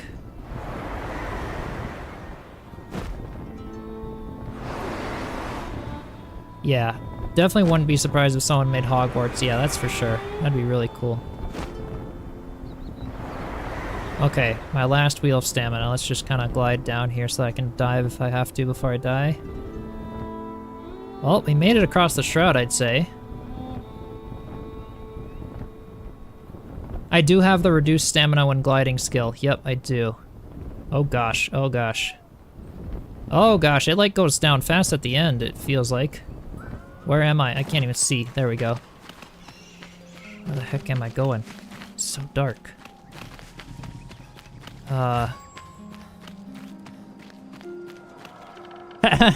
Bro be farting midair. Yeah, that's the skill. That's the skill. It's called farting midair, and you can unlock it. No. Oh gosh, I hear music. Something's after me. Okay. Yeah, no, it's just the updraft skill.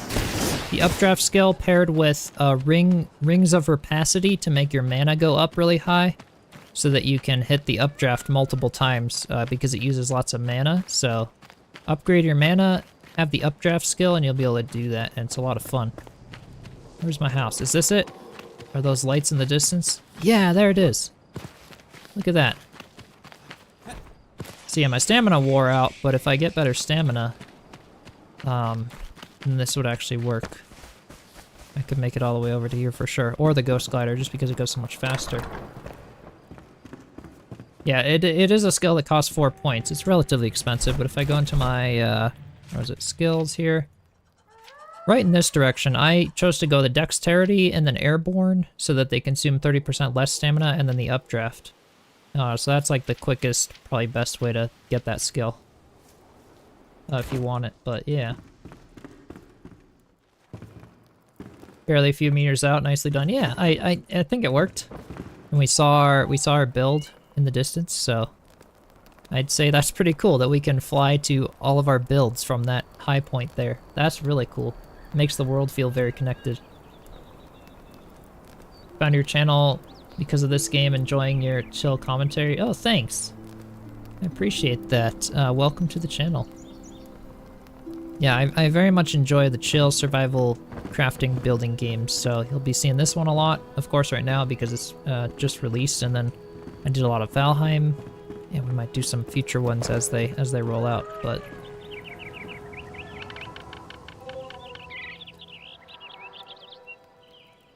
getting a bit low in the air there. Good thing I had some beans beforehand. Yeah, we're just gonna have the name that's like it's the air fart now. Love the builds. Thanks, I appreciate it. This skill is just eating beans. That would be so funny. If the devs just added like a comedic element, so like rather than patching that or fixing it to where we can't use the updraft so many times, they should just rename the skill Eating Beans, because it's like an inside joke amongst all of us at this point. Beans, the magical fruit. The more you eat, the more you toot. The more you toot, the better you fly. So eat your beans before you die. we could start a little poetry channel here. All right, we'll go ahead and prepare that stuff. Head back for a little bit of terraforming here. Got home level 4. Yeah, I'll probably be able to make it to home level 4 with the ghost glider with all the updrafts, but the air fart, yeah.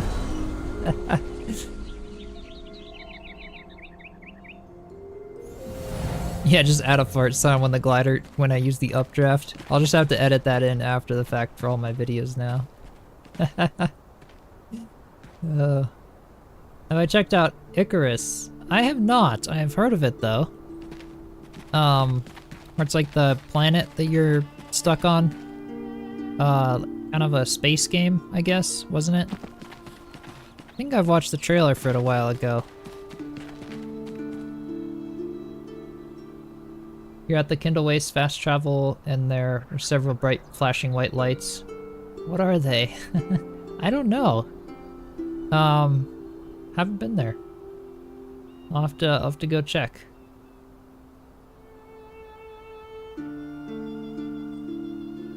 Oh, I do need to remember to shut my doors in my houses. Yeah, I had a few goats in my starter house. They came from the lawn, and they came into my starter house when I wasn't there because I left the doors open. I had like 5 goats in there, and I was like, oh, I guess it's time for some farming. Yeah, that's true though. Then I'll get a wolf sneaking up on me or something when I'm just trying to craft something that got stuck in there.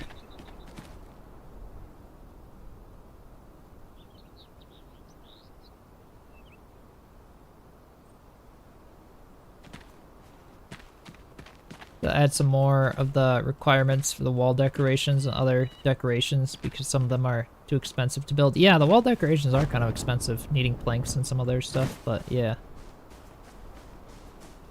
It doesn't cost mana, but they introduced beans into the game. Oh, there you go. So you need beans to use the updraft along with mana or something. That would be funny.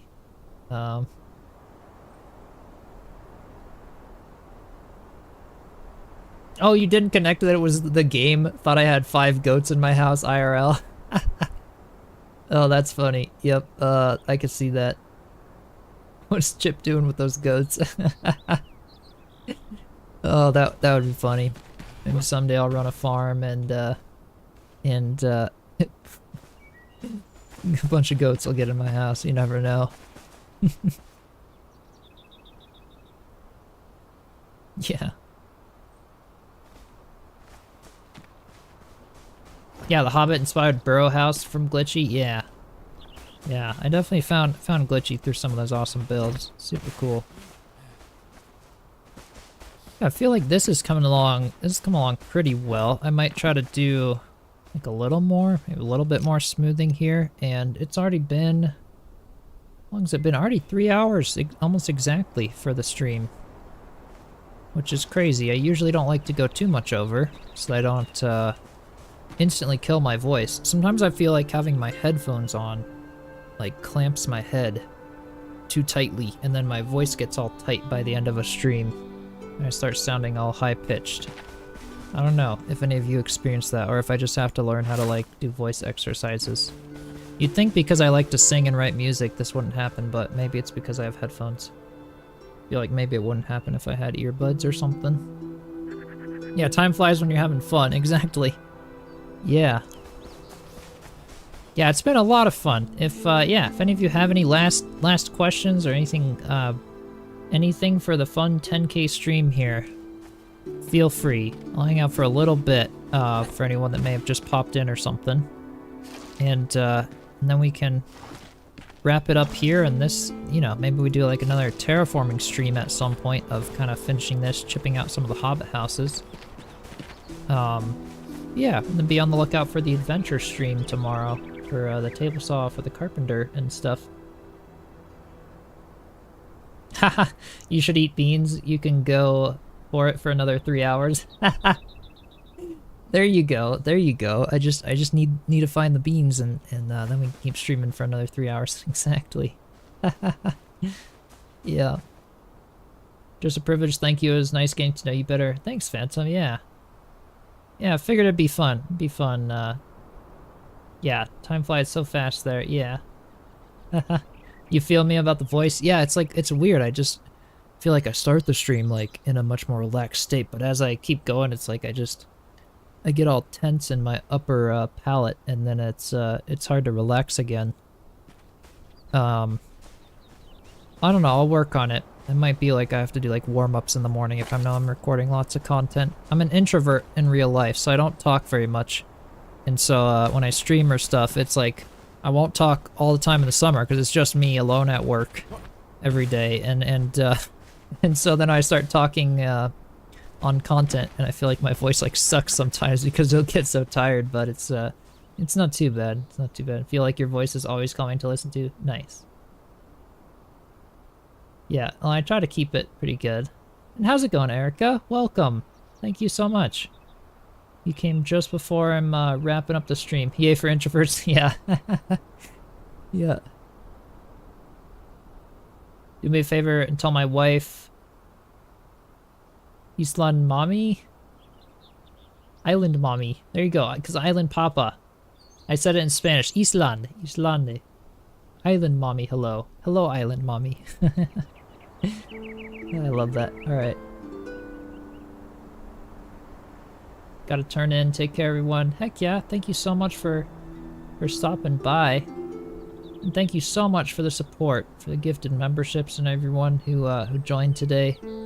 It was so much fun. And because we talked about it a lot, I'm gonna go ahead and put that link for my other channel in the chat as well here for anyone that missed that earlier.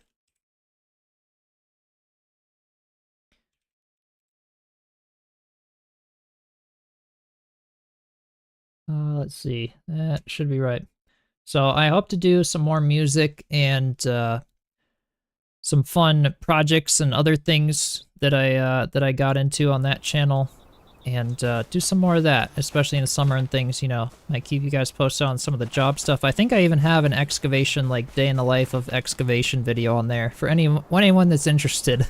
If you want to get to know me outside of the gaming stuff. So yeah, and be on the lookout. I know some of you have requested like filmmaking tutorials on editing and DaVinci Resolve, both for this channel and possibly that channel for color grading and everything. So stay tuned over there if you'd like to see some of that coming. Hopefully in the near future, I might try to revive it a little, come up with a plan. Oh, and yeah, I'll pop it in Twitch chat for you there. Yep. What kind of music can I find in YouTube? Yeah, so I do like a lot of acoustic singer-songwriter type stuff. But yeah, I'll throw my link there as well.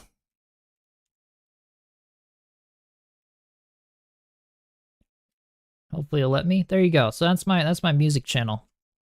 Or not really fully music channel, but more of like my my outside life kind of a thing in comparison to here. So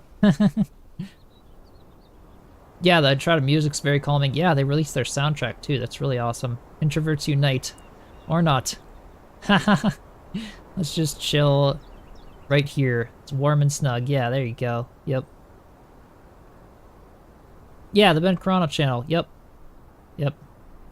So yeah, obviously, for those of you that haven't catched on, I did like a little IRL video or whatever. I think I was at like 1K subs or something.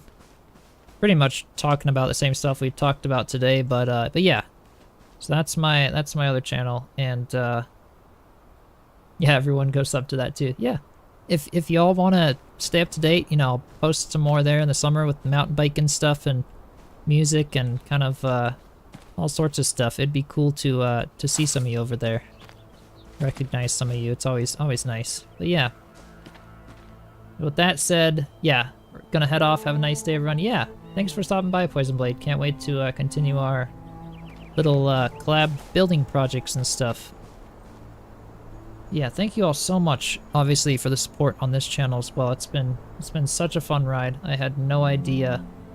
I had no idea that I'd be getting to this point this early in the year and everything, and that you all would be liking the Enshrouded content.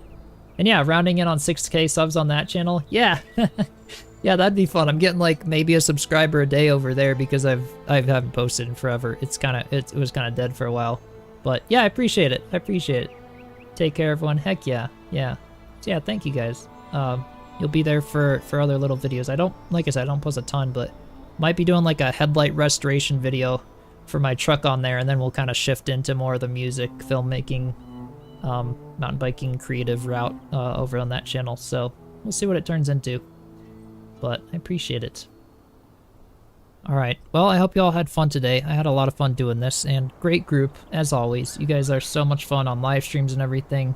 I've also got a Discord server through the link in the description, or you can just !Discord in the chat. And head over there if you'd like to continue chatting with each other or playing Enshrouded in groups and just talk about stuff. I'm pretty active over there as well, and do little notifications for live streams and stuff, but yeah, y'all are super awesome, and I so appreciate all of the amazing support. So I'm super happy to have hit 10k subs. Yeah, it's been a fun ride. Alright. Yeah, take care everyone. Yeah, thank you so much. Be sure to subscribe and yeah, join that. Join my other channel, and thank you all so much for joining, for the memberships, for everyone today, for all the support. And yeah, I'll see y'all in the next one. Cheers.